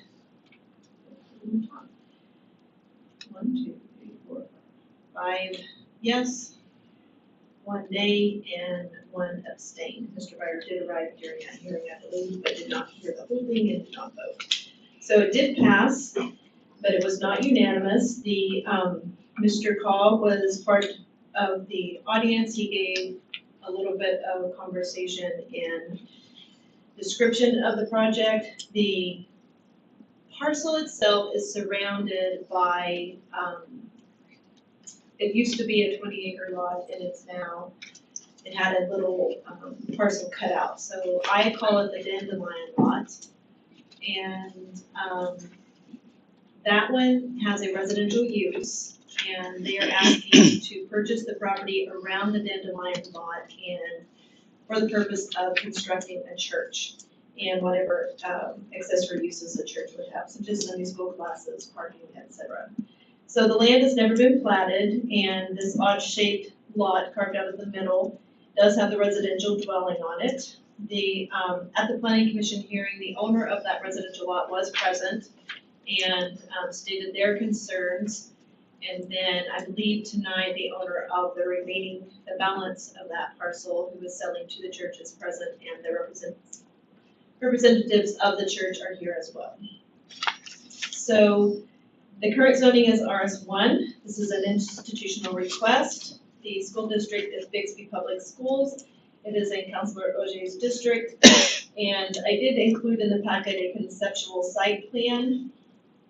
If you look on page 141, it kind of shows you, this is taken directly from the UDO. It says residential district permitted, conditional, special exception, and specific uses. So a place of worship would require a specific use permit in any of the residential zonings. And if you look through the whole thing, that is true for all of the different, if you had a wireless communication facility, a elementary school, a high school, or a government use, those would all require a specific use permit. The code itself states that something is designated a specific use because of the size of the land they require, their specialized nature, or because they may be more intensely dominant in the area in which they are located, or generate effects on the general public that are broader in scope than other uses permitted in the district. The council may, after public hearing and recommendation by the planning commission and after conducting a public hearing as is required, authorize for specific parcels of land the issuance of a specific use permit. And number two, the designation of a specific use permit does not constitute authorization. So this kind of goes back to, you can approve a zoning case, a specific use permit, or even a PUD. It doesn't mean that it's going to be built. It just means you're authorizing, in this case, the church to build there. It doesn't mean they'll do it. It just means they have the authorization to. They have your permission, if that's the direction you go. So then at the bottom of page 3 of the staff report, or page 141, it talks about the criteria. Is it consistent with the comprehensive plan? And the comprehensive plan is very clear that institutional uses are allowed to be considered in residential zonings. And it finds that public and semi-public uses is what this would be called. It says this land use includes a wide variety of uses that provide for or support public services and amenities, including government-owned buildings, schools, places of worship, hospitals, and not-for-profit organizations. In Jenks growth areas, new public, semi-public uses should be expected. Although the precise location of these uses is unknown at this time, the city should direct them away from areas designated as commercial or industrial on the land use and development chapter. The idea is that you want places of worship, schools, hospitals to be convenient for residents, and you don't want them taking up your commercial land in your park corners, etc. Kind of goes through some more of the criteria on page 142. Let's see, this is very important. On the bottom of page 142, letter F, it says time limits for interpretation. If for any reason the approved specific use permit ceases operation for a period of 2 years, then the approval of the specific use permit shall be considered null and void. So we have a time sunset clause on PUDs and specific use permits. The voiding of approval shall not apply if orderly progress towards completion of construction is taking place. So with that being said, staff and planning commission have reviewed the case, finding it to be consistent with the comprehensive plan and the UDO, and recommend approval of specific use 119 for a church institutional use. If you look on page 5 of the staff report, or page 143, it shows the comprehensive plan, and I put a little blue square there. Brenda, can you put page 143? That's the general location that they're thinking about right now. If you look on the next page, it shows the surrounding zoning. I will say that this is directly north of a grow facility, and it has been brought to our attention on numerous occasions that it would be very difficult to put residential near the grow facility. In fact, we actually changed the zoning for Mr. Kozort on the east side of this property because he had recently, or had previously thought to build homes there, but felt they grow facility, and I think they do a pretty good job now of the smell. Maybe it's only during harvest time, a couple of times a year, but during that time it is pretty strong, from what I understand. Then put some street view photos. Page 146, you'll see a little Google Earth shot. Again, you have that little blue dot or blue square showing the general location, and then also at the very bottom, kind of a zoomed in aerial shot of the home that exists there. On page 149, it's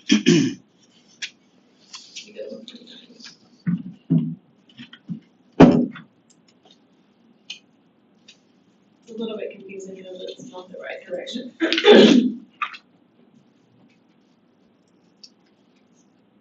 Wait till it gets it rotated.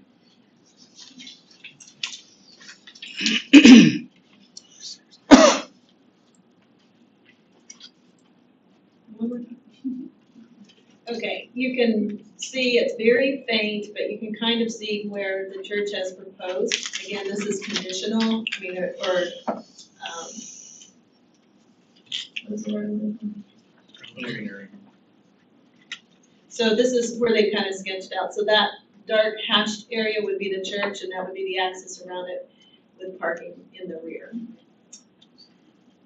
And I apologize, somehow converting from my system to Brendan's system, the other exhibit didn't really show up, so sorry about that. And staff does not have any other comments that I know of, I can think of. So we do recommend approval. If you have any questions, the applicant is present. Any questions for Mrs. Hilton? Mr. Murray? Sorry. Okay, the current home that has the drive and goes down in the circle around, is that the only land that's owned by that current owner? Yes, sir. So the rest of the land surrounding them and to the north where the church is proposing was available for sale? Yes, sir. And so the church has bought it or is wanting to buy it, and that's part of what they're doing? They're in their due diligence phase, so they have not closed. From what I understand, they're just in the process. If it gets approved, then I would think they would be inclined to close. They are aware that there are considerable utility constraints that they'll have to work through during the engineering process. So not knowing anybody's financial status, but again, the owner of the home now, at one time or currently could have bought all of the land. Is that? Yes. Is that okay to say? Okay. Okay. Thank you. They still could, I suppose, or Yeah. could have up to now, under contract. Any other questions for Mrs. Hilton? Very well, could you please, we'll go through this routine, and apart from a church, what other options could be located near by right? So the council has a full understanding of this could be better or could be worse. So, if the zoning is RS1, and that would allow for up to 70 single-family residential homes, and that's about all that could go there, really. Okay. But another potential, in your opinion, another potential buyer came along and wanted to purchase this property based on the condition that it be rezoned, what likely would this be zoned if it weren't RS1?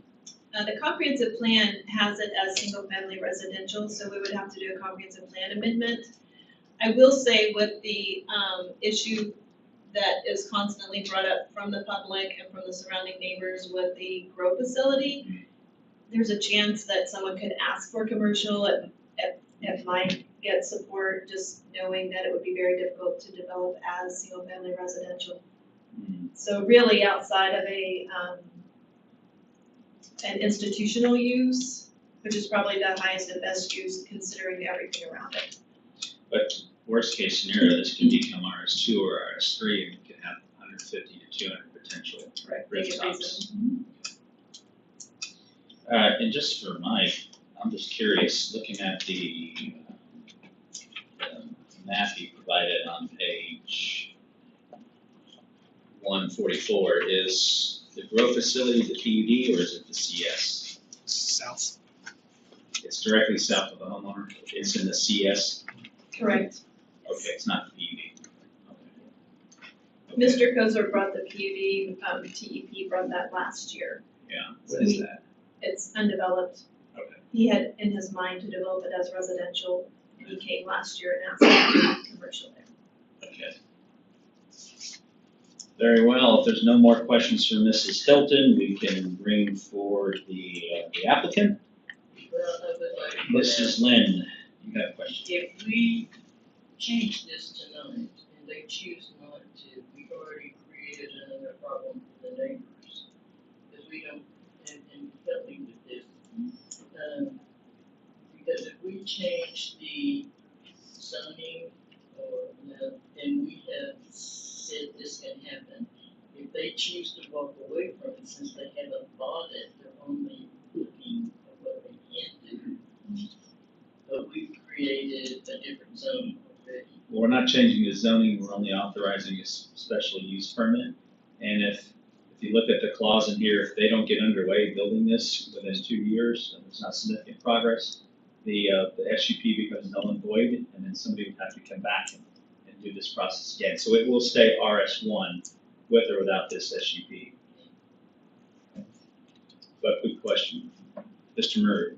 Again, kind of going back to the property, if this is approved and if the current homeowner doesn't own the rest of the land around, what's potential? What would we see come before us, or what would you see brought to planning commission of some other development in there? Minimum 100 homes to somewhere near 175. Okay. It's still RS1. So the only likely zone change we would consider would be RS2, RS3. The only other option is somehow or another somebody has the stones to, big pockets, and they want to risk putting a commercial something here, and that would be highly detrimental, in my opinion, to the Mr. and Mrs. Wallace. But now is that? Yeah. I mean, basically all of, and again, I'm sorry, going back to this.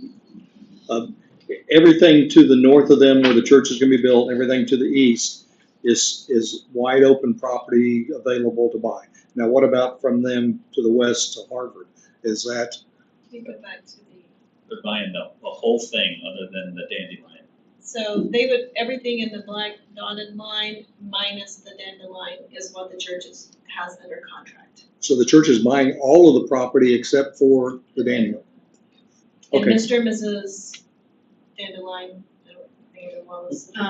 they have their home on the market, and it was on the market prior to the church going into contract or going under contract with the seller. Okay, great, thank you. How long was it on the market before this came about? I happened to listen to planning commission, so I got to hear all the dialogue and stuff that went back and forth there. And, I don't know. And I guess we'll hear from, the people involved here, but the owner of Dandelion Lot had a part in the lot split that created this problem. Can we stop saying dandelion, please? Yeah, really. Figure out what else it looks like. Any other questions for Mrs. Hilton? Going once, going twice. Thank you, Mrs. Hilton. We will invite the applicant. Mr. Goff, you can come forward, please. Name, address, and all of the above. And my apologies if I did not properly pronounce your name. My last name seems easy, but I hear all sorts of weird things myself. I will not have my name. First name, Jin, C-I-N. Last name, K-H-A-M, Jin Kam. I'm the lead pastor of Far East Mission Church. Thank you, Pastor. 9222 South Harvard Avenue, Tulsa 7437.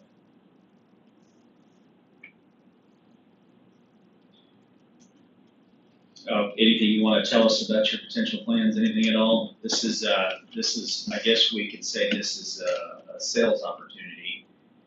for you to, just like we will give an equal opportunity for the homeowner. Okay, basically, we would like to purchase land and would like to build a church. Okay, If things going well. things are going well, very well. Just curious, what's your current size of your congregation?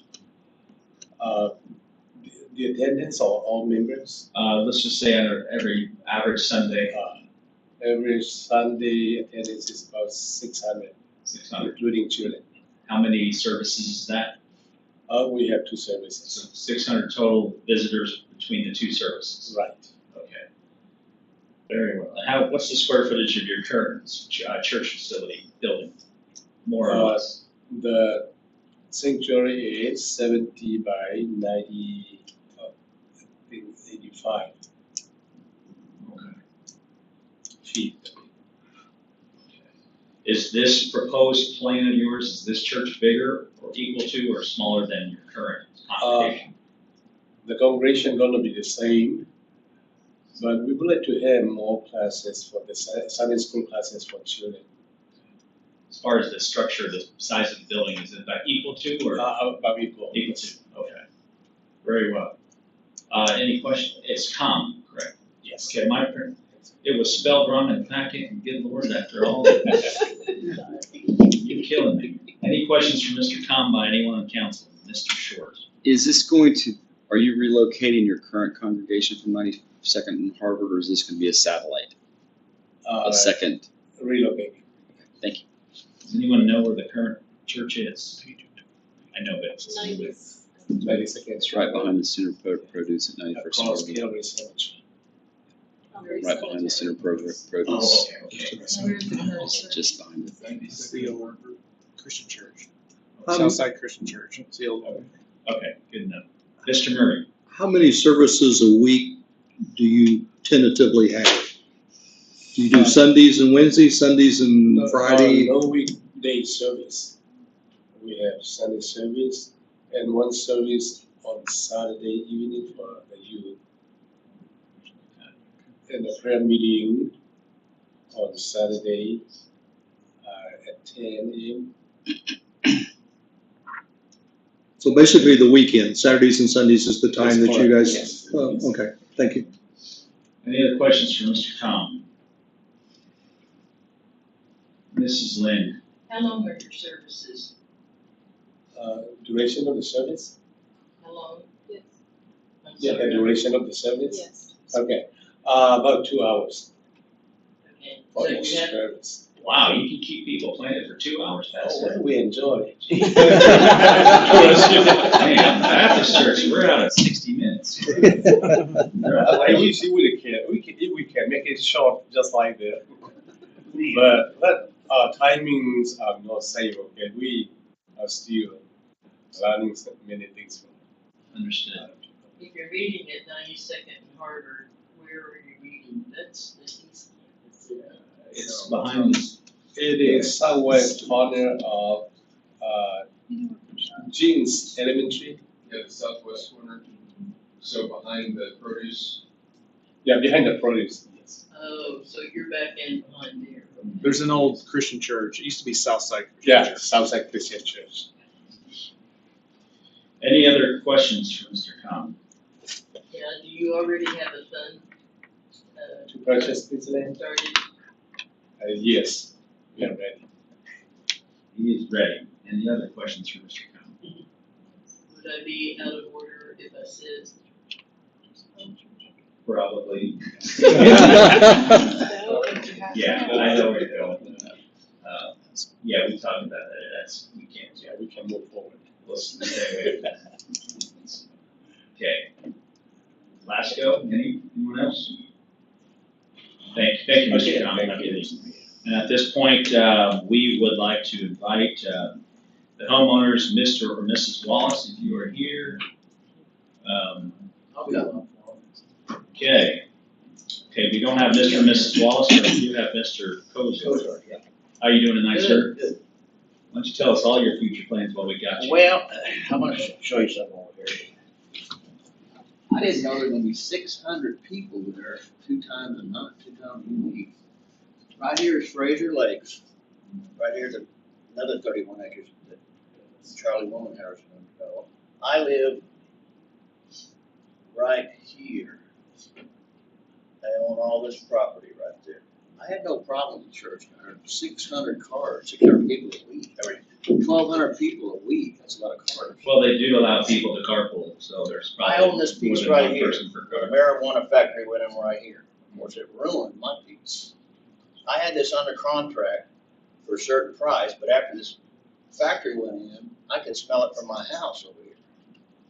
And so I got out of that contract. Later on, I went back and did another contract for it for $10,000 more. No, I wouldn't take it. So this right here, after I heard all these people gonna be here, just think of this corner right here, how dangerous it is already. And all those cars will be coming down this way. I mean, it's gonna be dangerous. Plus, these poor people right here are so quiet and shy, they're gonna be screwed. It's not fair for them either. I'd rather have houses in here one of these days than a church that doesn't generate any tax dollars for the city of Jenks, right?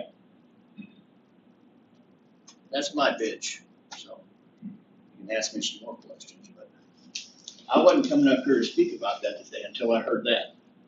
And that kind of hacked me off. Which piece is most concerning? 600 people on Sunday morning and Sunday night. That's a lot of No, cars. it's 600 total. 600 total, not, Well, just say there's, yeah. I mean, 300 cars. I would agree with you that the corner. It's dangerous there already. You can't assume they're all coming from the north. Well, no, part of town. but most of them have to be. Yeah. You can't access 131st from Highway 75. You come down Peoria and then go down back east to 131st Street. But after I heard that, I had no idea that church was gonna be that big. And it's just not hurting me, it's hurting those poor people that are living there. I mean, I'd be happy to buy the land and someday develop it or keep it for a while, but it's not ready yet. I think everybody on council, for the most part, I can't, actually don't speak for anybody, but when I evaluate a situation like this, I put myself in the homeowner's shoes and I ask myself, what would I want to wake up to in the next 5 or 10 years? One building off in the corner with people coming in on the weekend, or 120 homeowners with all of the issues that come with HOAs. And Well, that's traffic true. here, you know. I wasn't against it until I heard how big this church was gonna be. Yeah. I'd rather not have a development there, but that church with all those cars going up and down that street, plus the other developments going in later on, there's gonna be a lot of cars coming up and down that street. Well, wouldn't there be more cars if it was developed houses? People are gonna be taking way more trips from their house to work, from their Depends on house which to way they the go. grocery store. They can go Jenks way, or they can go, Bixby way, or they can go Jenks way. I think to Mr. Stroud's point is, in all likelihood, I agree with you, but I think the nature of the increased traffic is gonna be 2 days out of the week, potentially. I do agree that Monday through Friday, Saturday and Sunday, if we could, this could be RS2, we could have 150 homeowners. Well, let's think about it, how big is it, how tall is Two that cars building? per What's the garage. maximum height of that building? I don't know. The drawing I saw looked like a 2-story. It's just the use right now, they'd have to comply with the code for everything else. It was a septic, being a housing division, it can't be over 36 feet. Mhm. That's another thing that I saw, the drawing, or the one they had before in Bixby, and I thought it was a total 2-story, it's taller, 36 feet to me. They have And, it's halfway to heaven, that's how tall it is. I think something else that I have, you know, that's my pitch. Anybody have any questions, comments for Mr. Kozort while we have his attention?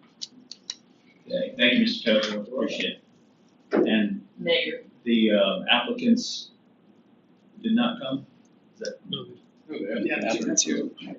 I'm now talking about Mr. and Mrs. Wallace. They did not. Okay. Before you come, sir. Yes, ma'am. I just have a question of the pastor.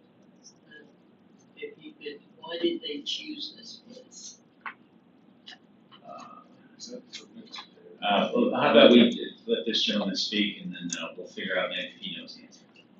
Your name and address, please, sir. Yeah. What's your association with this project? Sure. Tad Bogan, 15 East Fifth Street, Suite 3800, Tulsa, Oklahoma. I represent the homeowner, or the landowners, Doyle and Judy Williams. Okay. I'm sorry, it's Williams? Williams, yes. Okay, my apologies. That's the The seller. Wallaces. Yeah. Seller, not Yeah, the buyer. Wallaces own the circle, 2 acres there. Wallace Williams, okay, thank you. And to address some of the questions that the council had earlier, the Wallaces did have an opportunity to buy the entire 20 acres when they purchased the 2 acres and chose not to. So as Mr. Trout pointed out, they were part of creating this unique situation. The other thing is there's approximately 18 acres total. So the area on this side is, I believe, roughly 14 acres. The church obviously is not going to take up near that amount of space, which I think lends itself to future development for some kind of lighter residential should they wish to do that and should that be approved. I think right now, the only question is about this church. To me, having a Christian church next to a grow facility that very esteemed developers like Mr. Kozort have had issues with is clearly the best use of this. It's also in harmony with the neighborhood and the plan, and it provides, a place of worship and recreation and other cultural activities that the area does not currently have that goes right along with that. I think that there's been a little bit of lack of focus on the value or the impact it may, or speculated impact it may have on the value of the Wallace's property or properties around that, but we don't know that. And as the council has pointed out, if you have even 70 homes in this area with RS1, you're talking about substantially more traffic. The other thing is that I think the pastor maybe wasn't quite clear on. They are not going to just up and move to this location at one time. They're going to have 2 locations and potentially move all to one location eventually, so they're not just leaving 92nd and Harvard at this time. So that was another aspect of it that I had asked that question. When I heard that, I confirmed that this will not just be a complete move right away. And I think that the way they have it set out, I mean, Mr. Kozart was talking about it being, how tall is it going to be and things like that. I mean, they're going to have to comply with the code.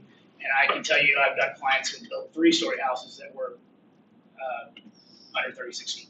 When was the lot split that we didn't know about and we would have never approved? It was about 6 years ago, I believe. Yeah, so I mean, that's part of the thing here. We would never approve something like this, so we wouldn't have to sit through this, because obviously this doesn't make any sense that this was done. And the current property owner, both who you represent and the Wallaces, were party to this. They created this problem. We didn't create the problem. The church didn't create the problem. Mr. Kozart didn't create the problem. The existing property owners created this problem that now this council is spending time trying to deal with. So, it's kind of difficult, I think, to have a whole lot of empathy for the people who created the problem. And obviously, when you look at this, that could be, you could have a pig farm surrounding it. So it's kind of like, a problem was created that, now we're trying to deal with. But I just want to kind of try to make that clear. When my client owned it, it was pasture land, is what it was. They lived there, it was pasture land, and in fact, they didn't even know all of it was rezoned until later. During these proceedings, that's when they found out the entire thing was rezoned. They thought it was still agricultural, because it's just pasture land now. Very well, any other questions, comments for Mr. Bogan? Councilor Mann. Well, you said you represent, and I just want to know in what capacity. Are you a realtor or are you a lawyer? I'm an attorney. Yes. I've known the Williams for 35 years, so I am a friend. I've been on this property my whole life. So let me add, this is the question that I have in regard to, we talked about having services, so that's to me, and I was going to be implying that it was Sunday services only. With this, when you have a church that large, there are usually other things going on. belong to a very large church. And it's more to it than just Sunday and 2 services or 3 services if you have Sunday night services. So my question is, because there's kids' activities that go on, there's all kinds of Wednesday night dinners, there's how many services, but parking Sunday over here, how many services do we have going on through the week? In other words, what's the traffic gonna be all week long? Yeah, I don't know, other He than, represents the seller and not the church. yeah, So, I think he said that on Saturdays is when they do the youth activities, and Sundays is when they do the services.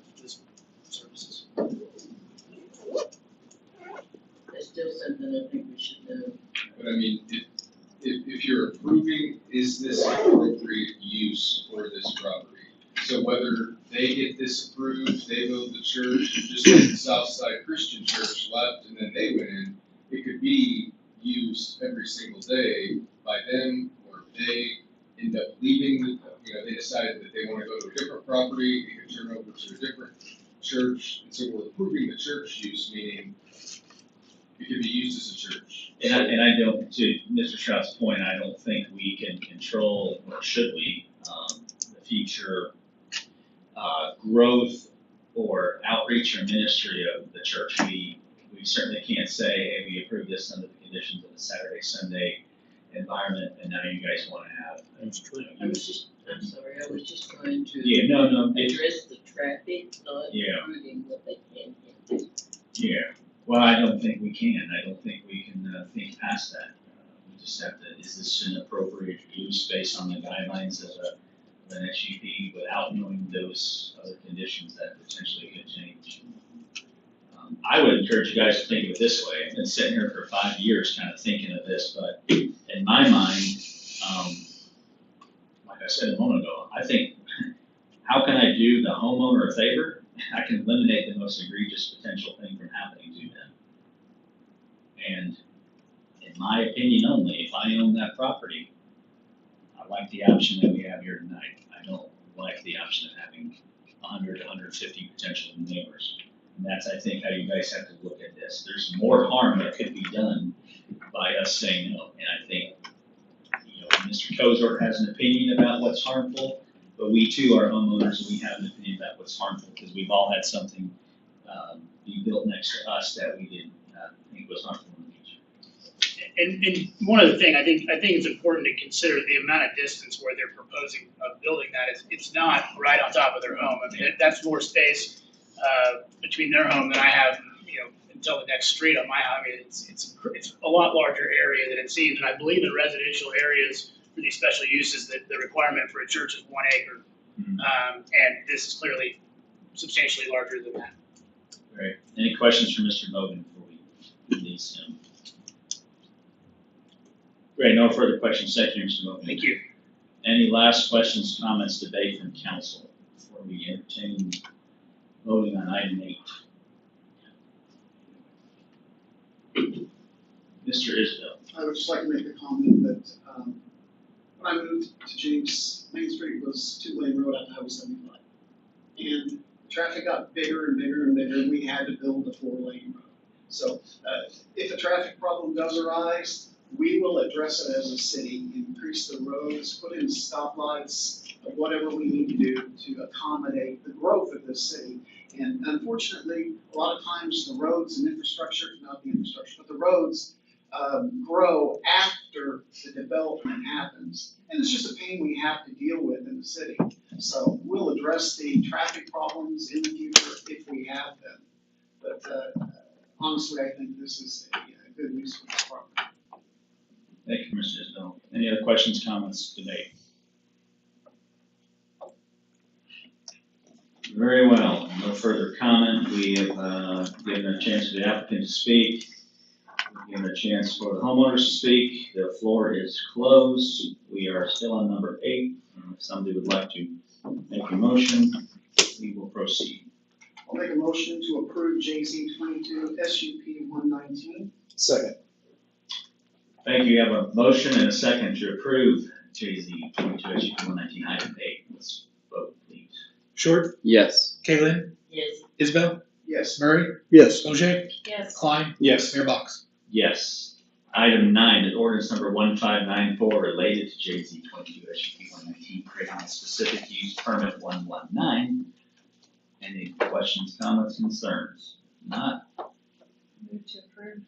Second. Thank you. We have a motion and a second for item 9. Vote please. Short? Yes. Caitlin? Yes. Isabel? Yes. Murray? Yes. OJ? Yes. Klein? Yes. Mayor Box? Yes. Item 10 is the emergency clause ordinance number 1594. So moved. Second. Thank you both. Vote please. Short? Yes. Caitlin?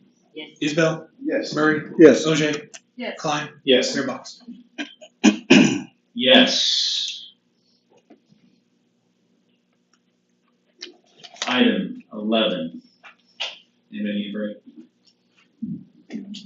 Okay. Item 11 is JZ 22 PV 136, a request by Tim Terrell for a planned unit development and a change in the underlying zoning from agriculture to RS2 single family, the general location being 131st and 141st Street, the east side of Harvard. We are on page 153. Mrs. Hilton.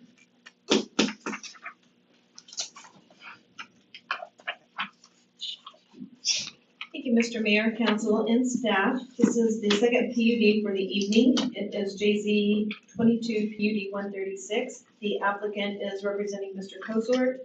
Mr. Tim Terrell of TEP is here to answer questions, as well as Mr. Cosort. This item was heard at the regularly scheduled planning commission meeting of August 4th. They voted unanimously to approve it. It's basically 40 acres. This is another one that we started talking to the applicant and to Mr. Kozer well before the UDO was approved. They were very aware. We went through many of the details of the UDO before they ever made application. So TP did a really good job of working with us to make sure that all of the different tenets of the UDO were met. So this is in Bixby Public Schools. It is in Council Ward 3, and on page 2 of 8, or page 154, it talks about the actual UDO language. We went through a little bit of this earlier. And any residential development greater than 20 acres shall be approved as a planned unit development. And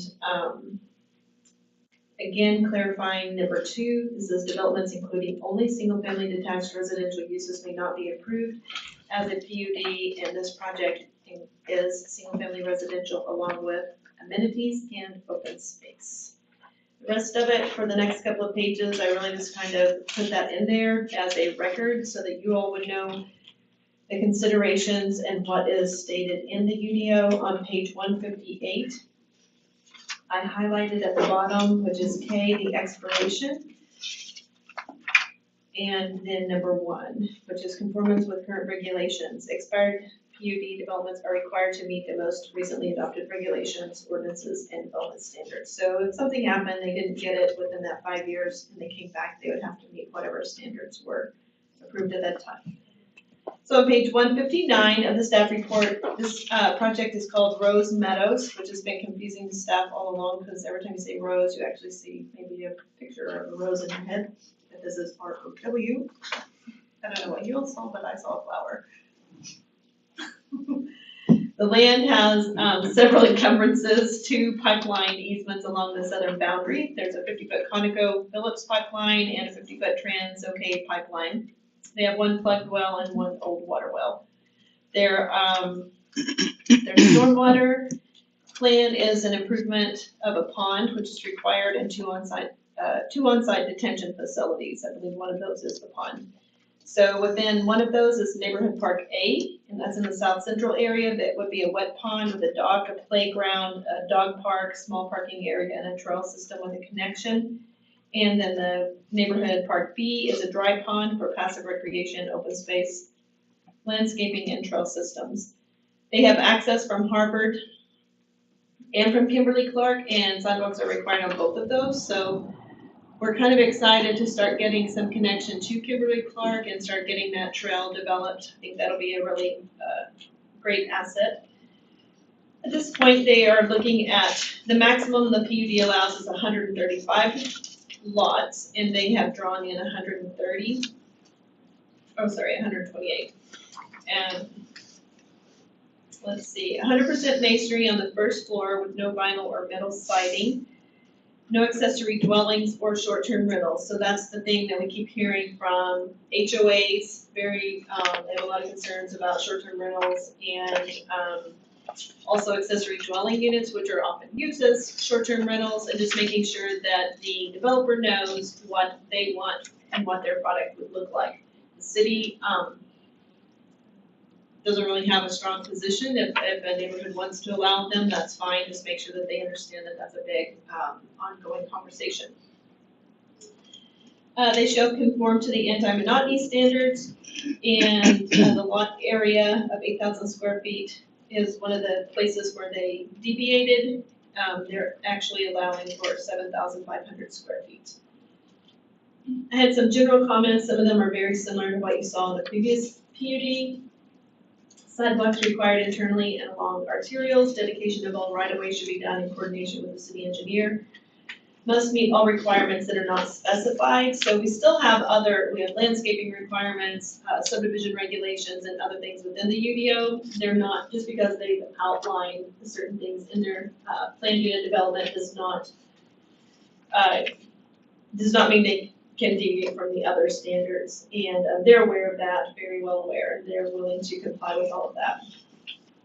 There are highlights from staff, some of the things that are in the subdivision regulations. I just asked them to make themselves familiar. And those are listed below. And then recommendation, staff and planning commission recommend the requested PUD 136 and rezoning be approved with conditions. You look on page 162, you see that parcel. This is just north of Gray Oaks. So it's at about 136, then you have Harvard on the west and Kimberly Clark on the east. You get into their PUD. On page 167, I kind of highlighted a couple of things. If the maximum number of lots, which we already talked about, they put in 135, they've drawn in 128. The lot width, so this is that matrix that we saw earlier, it's just not in color. And the RS2 underlying zoning would allow for 55-foot lot widths. The PUD allows for 58, but most of them are between 60 and 65. So they've exceeded the zoning code.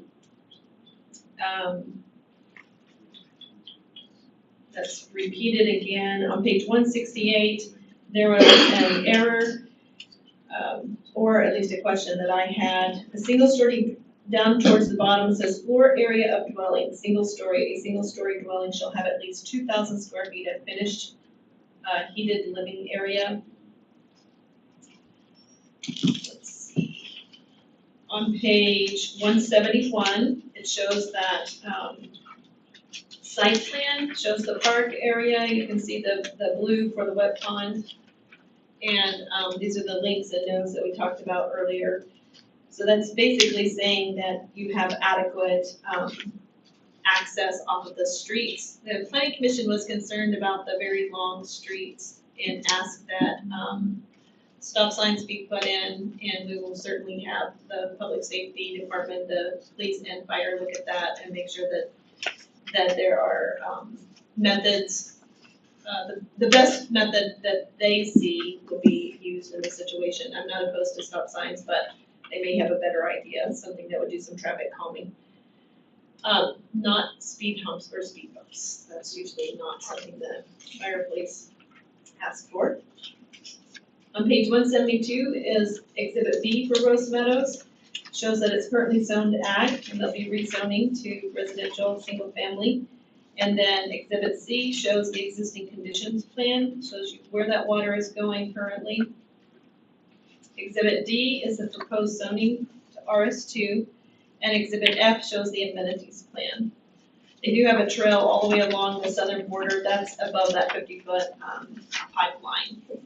So I do not think I have any other comments at this time. Like I mentioned, Mr. Cozart is present as Mr. Terrell is also present along with Mr. Cosar. Do you have any questions for them? The two existing ponds in the upper northwest corner, are you going away? They will be, the water will be redirected to those two areas where you see the new pond and the, The dry detention on the south. Okay. both of them are on the south, one's kind of east and And based on past developers having huge issues with redirecting water, is this not a concern for anybody? Hey, Mr. Kozar has been able to do this and take care of it. Well, no, I got with the Corps of Engineers. Okay, we'll ask you here in a second. Thank you. I will say that, Yeah.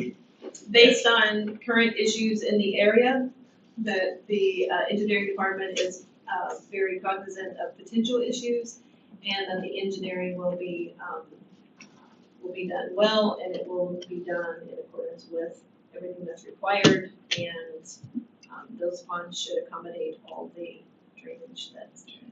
Where the cows gonna cool down now? That is a good question. I think they're going to, This is extremely hostile action to all the wildlife that's out there. it is, for sure. Okay, thank you. Any questions for Mrs. Hilton?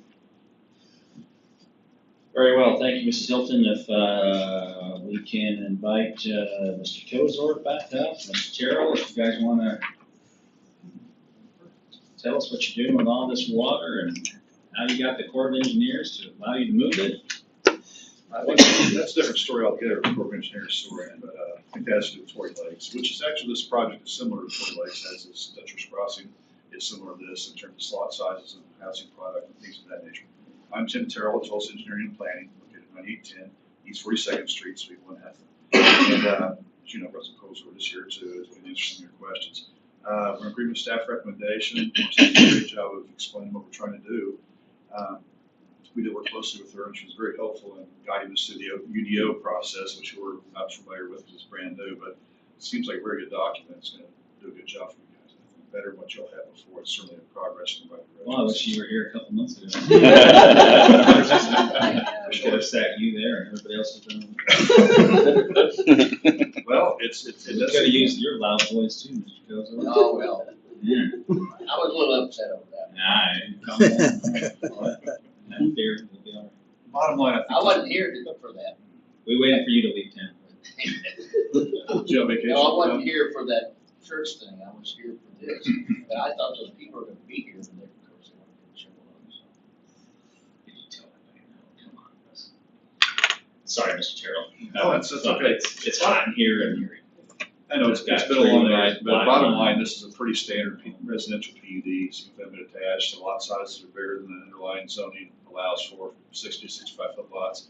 So what we're going for 58 is just for high shaped lots, which I don't think we have any that are gonna be like on the corners or on the knuckles. At the building line, they're all at least 60 feet. So I think we're in good shape in that respect. So it's very similar to what Mr. Kozor has done in the past, Tory Lakes again, Dutchers, Clearfield Estates, all right there in the same area. variety of home builders or? Oh, yeah, there'll probably be 10 different builders.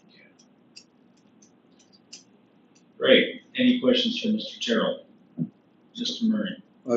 Mr. Kozar, or Mr. You want to ask him instead? He's more fun. I don't care, either one. Thank you, Mr. Terrell. You can stay up there too if you want to answer. It doesn't Welcome matter. back. No. Kozor, I guess you had a question over here from Mr. Murray. And I know the water's been an issue and talked about that, but I'm getting, well, let me back up the story. I think it's wonderful you're gonna have access to Kimberly Clark Place. However, I can already see that Gray Oaks and Dutchess Crossing are gonna be using your neighborhood, that neighborhood for cut through. And that's going to, Not talking about, Dutchess Crossing, no, that's too far. caught a double up of Gray Oaks, traffic. A little bit, but that's an off. Well, once they find out that they don't have to go all the way to No, 131st, there's that one street that comes down. well, but they can get through to it. That's the key. So it's going to be a problem for police, I can see already. The other, Gray Oaks has been pushing a lot of soot into your old development of Dutchess Crossing, and I'm getting a lot of. It has not. It has Okay, not. then the That- constituents there there might be aligned to some me. 'Cause muddy water, but there is no dirt going in there, I promise you. I would have to refer to the engineers. Well, Soot, the dirt, something, Silt, yeah. some, salt, I'm sorry, in, lack of terms. in Gray Oaks Pond at the southeast corner, yeah, there's silt going again from Gray Oaks. I'm gonna clean that out when we get the whole project finished. But in Dutcher's Crossing, they have one detention pond that collects the silt, and then the other ones filter the water out. So if there is anything in there, that detention pond is made for that in Dutcher's Crossing. So I don't know what they're griping about. I understand they've had to clean it out. Never said one word to me about Really? it, I Well, promise you. I will give them your number Yeah, to see. they got my hand, they have Oh, my they do? number. Yeah. And Counselor, that's what we thought too, that with the, home, the home building and all that, silt was coming off of. I mean, I've seen the silt come off of the properties in Gray Oaks, but I think what Tanner and I think Chris went out and looked at the channel that goes from Gray Oaks to the pond, the first string in the pond, that channel is just dirt. It's not improved, it doesn't have riprap, and so when that water comes from Gray Oaks, the water in Gray Oaks is actually, I think, appeared to be clear, and once it hits the channel in Dutcher's Crossing, that channel is muddy and continues to erode because it's not improved. And so I think that's where some of the silt is coming from, is from the channel at Dutcher's Crossing. Well, when we built Dutcher's Crossing, we built the upper pond to handle any silt later on. I mean, Gray Oaks, Dutcher's Crossing was done 17 years ago. So any dirt that came up from Providence Hills or the stream that goes to Gray Oaks goes in that area first, and then it filters to the other ponds. There's a concrete wall up there to catch that silt. Yeah, I'd have to go out and show you what I'm talking about. No, I don't understand what you're saying. It's just, I think the question isn't, is the pond silting in? Because it is. The question is, where is the silt coming from?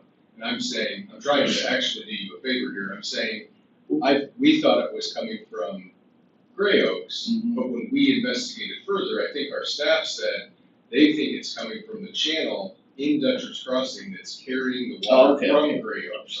So it's, the channel is not improved, so the channel is eroding, and that's in Dutcher's Crossing.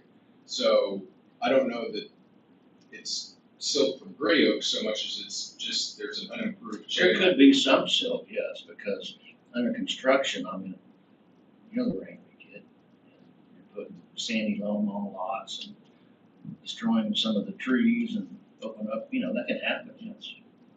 But It's happened in Gray Oaks and that pond in the. Oh, yeah, no, I haven't heard from them. I'll have to clean it out eventually, Yeah, yes. I did. I told that to Tanner, that I'm cleaning out at the end.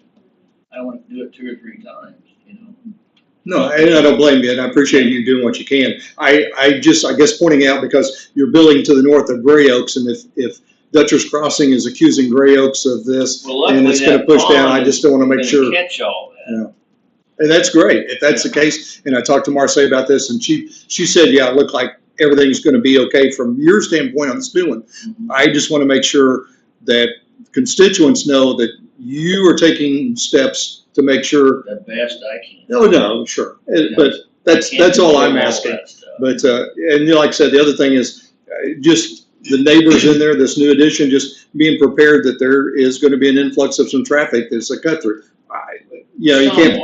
Somewhat, but somewhat's back to what we talked about with the church. I mean, there's gonna be traffic, and it's gonna be a cut through once they find out that that's open. So I just wanna make sure that it's aware and out there. So, but I thank you though. Mr. Murray, you need to go back to the HOA and say, let the record reflect that when the water left Gray Oaks, it was clean and clear until it got onto your property, and it became your. Okay. Oh, you live in Dutchers? No, I'm in Yorktown. He's miles away. Where the water is clean and pure, you can drink it out of the ground. Hey. The ponds are nice back there. Yeah. Any other questions, comments, concerns for Mr. Cosworth while we have him here and he's in a good mood? No, I was upset because I had to deal with Doyle. I'm sorry? I was up because I had to deal with Doyle Wick. So I can't go to that story. It looks like that's a no. Thank you, Mr. Cosworth. Okay, We thank you. appreciate your time, sir. Where are This is item 11. If there's no other questions, comments, debate, then item 11. Oh, yeah. Read this twice. I'm looking around. Anybody in the audience like to speak on behalf of item 11? Anyone at all? Other than the applicant? Okay, I know you, sir. Okay, he's not interested. All right, very well. We'll close the floor to the public.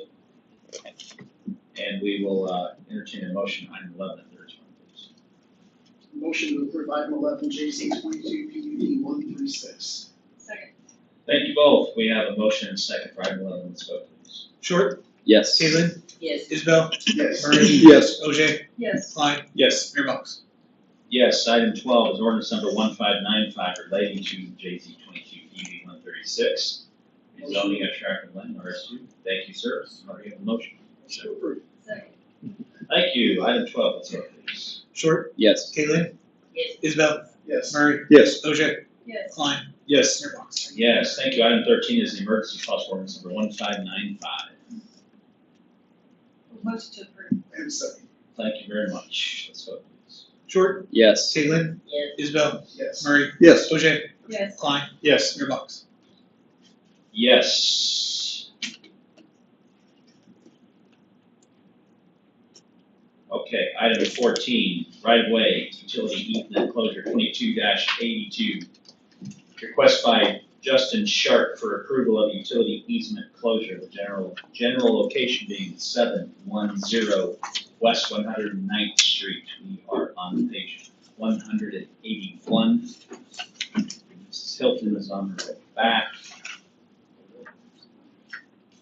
Thank you, Mr. Mayor, council, and staff. This is a utility easement closure request. It has gone to TAC. They have a 30-day notice. We've gotten all positive comments. No one has had any reason to question whether or not it should be closed. Everyone is in support, including the city. We recommend that the utility easement be closed, and we expect that they will vacate it in district court.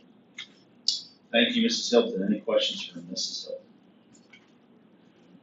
Very well. We can. Go ahead.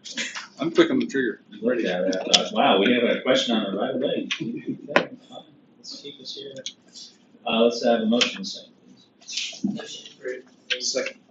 Great, thank you. Let's vote on item 14. Short, Yes. Caitlin, Yes. Isabel, Yes. Murray, Yes. OJ, Yes. Klein, Yes. Mayor Box. Yes. Number 15 is ordinance number 1596 relating to the right-of-way utility easement code 22-82.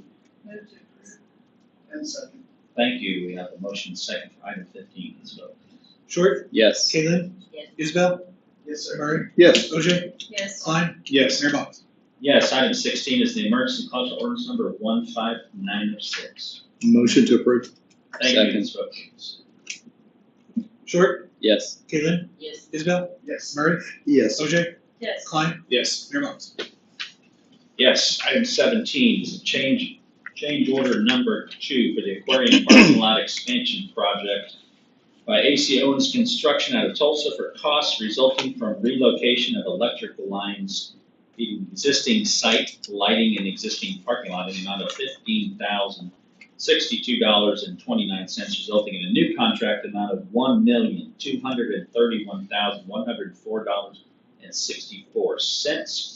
Funding for the same to be funded by a supplemental appropriation to Fund 23, the Economic Development Accommodations Tax Fund for Building and Improvements, which will be funded with a transfer from Jenks Public Works Authority Risk Management Fund, also known as Fund 23, account number 5950005510023. Mr. Cloyd is with us, and we're on page 189. We're still interested. Thank you, Mr. Mayor. Here's City Councilors. This change order is for relocation of some electric lines in the parking lot area where we're extending the parking lot on the south side. These lines were discovered during construction, unfortunately. They were not picked up in the survey, or they were identified incorrectly. I guess I should say, I think they were identified as the boxes were water meters when they're actually electric boxes. So we found those during construction. The proposed cost increase for that item is $15,062.29. Staff recommends approval of this change order for the aquarium parking lot expansion project by AC Owens, and for costs resulting from relocation of these electric lines feeding the existing site lighting and existing parking lot in the amount that I stated earlier. This would also result, as the mayor said, a new contract amount of $1,231,104.64. Are there any questions? Thank you, Mr. Cloyd. Any questions from council? Mr. Isbell. I have to ask a question. We always say, as a matter of fact, last week was call before you dig, 811. Did anybody call 811? I mean, I'm sure they did. Why wasn't this discovered? But you stated that it may have been marked as a water line? I believe so. Okay. That's the story I think I've been told. Thank you, Mr. Isbell. Any other questions from the council? Okay, very well. We have no more questions. Looks like Mr. Lyon would like to, well, he did. He had a lot on menu. Do you have questions? Very well. Anybody like to make a motion to approve this $15,000 change order to item 17? Motion to approve. Second. Thank you, gentlemen. We have a proper motion and second on item 17. Let's vote, please. Short, Yes. Kalen, Yes. Isbell, Yes. Murray. Yes. OJ, Yes. Klein, Yes. Mayor Box. Yes, item 18 is resolution number 774, resolution amending the annual appropriations by $15,100 in account number 232425392, also known as the City Economic Development Fund, Economic Development, building and improvements for the fiscal year ending June 30th of 2023 to fund the change order that we just spoke about in the previous item. And we'll make a motion that we approve that change in resolution number 774. Second. Thank you. We have a motion and a second, and Mr. Saceda did not even have to leave his chair. That's awesome. Vote, please. Short, Yes. Kalen, Isbell, Yes. Murray. Yes. OJ, Yes. Klein, Yes. Mayor Box. Yes, item number 19 was taken care of earlier in the meeting. Let's move on to our city manager report. Mr. Shroud. Mayor, all members of council, our sales tax, sales use and vision tax was the largest amount collected on record for August. We had a 22% increase over the same month last year and a 31% increase in use tax over the same month last year. So things are still trending up. We also got good news last Thursday that the RAISE grant that we've applied for over the last several years was awarded by the U.S. Department of Transportation in the amount of $16.2 million, which was the amount that was requested.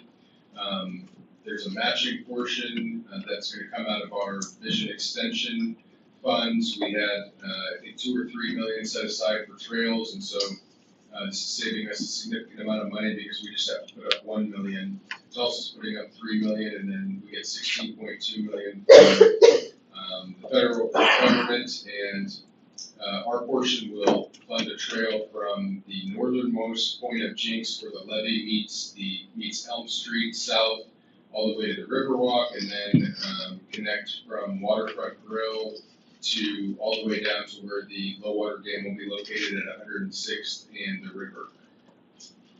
We're hoping that this offsets some of the costs that were associated with the low water dam project, and so now we're about $8 to $10 million short for the endowment, and we're going to work with Tulsa and the Muskogee Creek Nation to try to see if we can come up with those funds and get the low water dam funded. We have about, well, until December 31st, I guess. Yeah. So the mayor's going to work on that and see if we can get it done, and I think we hopefully have a meeting with Tulsa in the next 2 to 3 weeks. 121st Street and Highway 75, Sooner Investments spent an entire day in Jenks meeting with landowners west of the 90 acres that they have under contract, hoping to acquire more land because they have so much interest in the 90-acre development that they think they need more land. They're still about a year away from construction, at least a year away, but this would be a really, really great project for us. 10 districts, as I mentioned on the item number 3 on our agenda. We met with the school district. They seem receptive, as long as we can kind of basically make it work for all of the taxing entities. Like I said, since Simon purchased the property, it's increased in value. If we were to redo the tip, the taxing entities would immediately see that income, the change in valuation, they would receive the taxes instead of the tip, so that is a benefit to all the taxing entities. The Riverside Master Plan, the airport CEO, Alexis, Higgins. She requested a meeting with me a couple weeks ago. I met with her and some of her senior staff. I kind of laid out some of the issues that we saw with the potential for extending the runway. We let her know that we really do appreciate the airport. We view it as an asset and a community partner, but we want to keep it the way it is. And, my job, the council's job, is to protect the health and welfare of our citizens and residents. I don't think having a runway going through the golf course in people's backyards is protecting the health and welfare. So I let the airport CEO know that. They changed the meeting of the date of the next meeting from the Thursday before Labor Day, like they had the first meeting the Thursday before 4th of July. It's going to be September 13th. And I think that based on my conversation with the airport, they aren't getting, they're listening to a lot of the people that use the airport, but they haven't heard from the citizens or from people in Jenks who don't use the airport, but use the golf course or use 91st Street or live in the neighborhoods. And I think that it would be a benefit to us. So just like we try to let our citizens know if we're having a meeting, I think that we need to let citizens know that this meeting is taking place on September 13th so that they can attend and give feedback to the airport on the plan. Can you create something we could share? Yeah. Thank you. And it's your award, and you've got a significant number of people that live in that neighborhood that are either past leadership or currently involved in planning, so it'd be really good to get a contingent of your folks. I bet you we're circle is this thing. Well, they're looking at they have 3 different options. One would relocate Polecat Creek and Main Street.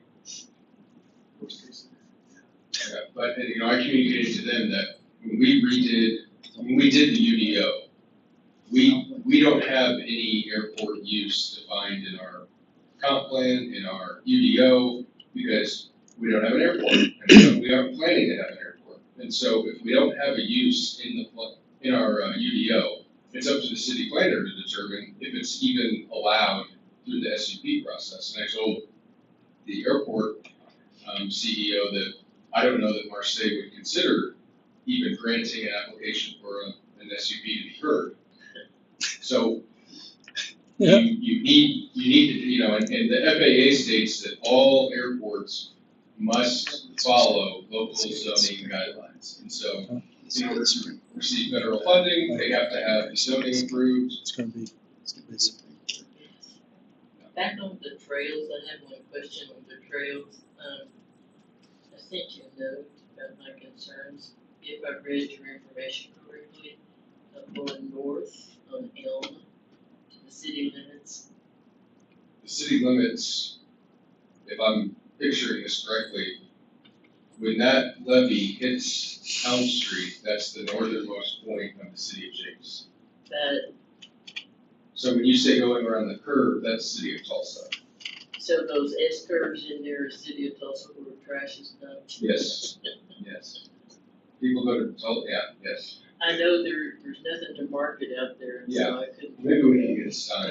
Signage, yes. You are leaving Jenks. Yes. Because That's a good Design idea. and maintenance. Don't have signs that say you are leaving Jenks. People know, they are. I mean, though, there's nothing to market, as to, you go a foot across the way and then you're in Tulsa. Yeah. Because, and I did talk to you about the dangers. Yeah. Tedford, I know I brought this up at the last meeting, but they're hoping that the city will purchase the building. It's a house, but it's an office at A and 2nd. And I talked to Greg Helms about just estimating the cost. He would estimate the cost of demolishing that building at $15,000.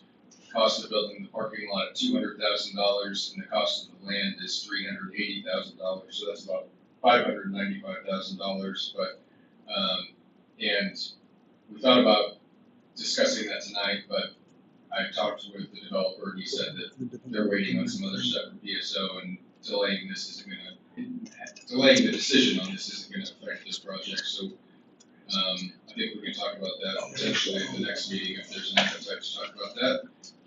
First and Seventh Street overlay, we opened bids, today, and I believe Ellsworth Construction had the low bid at $144,000, and on the 19th, we'll be opening the Seventh Street, overlay bid.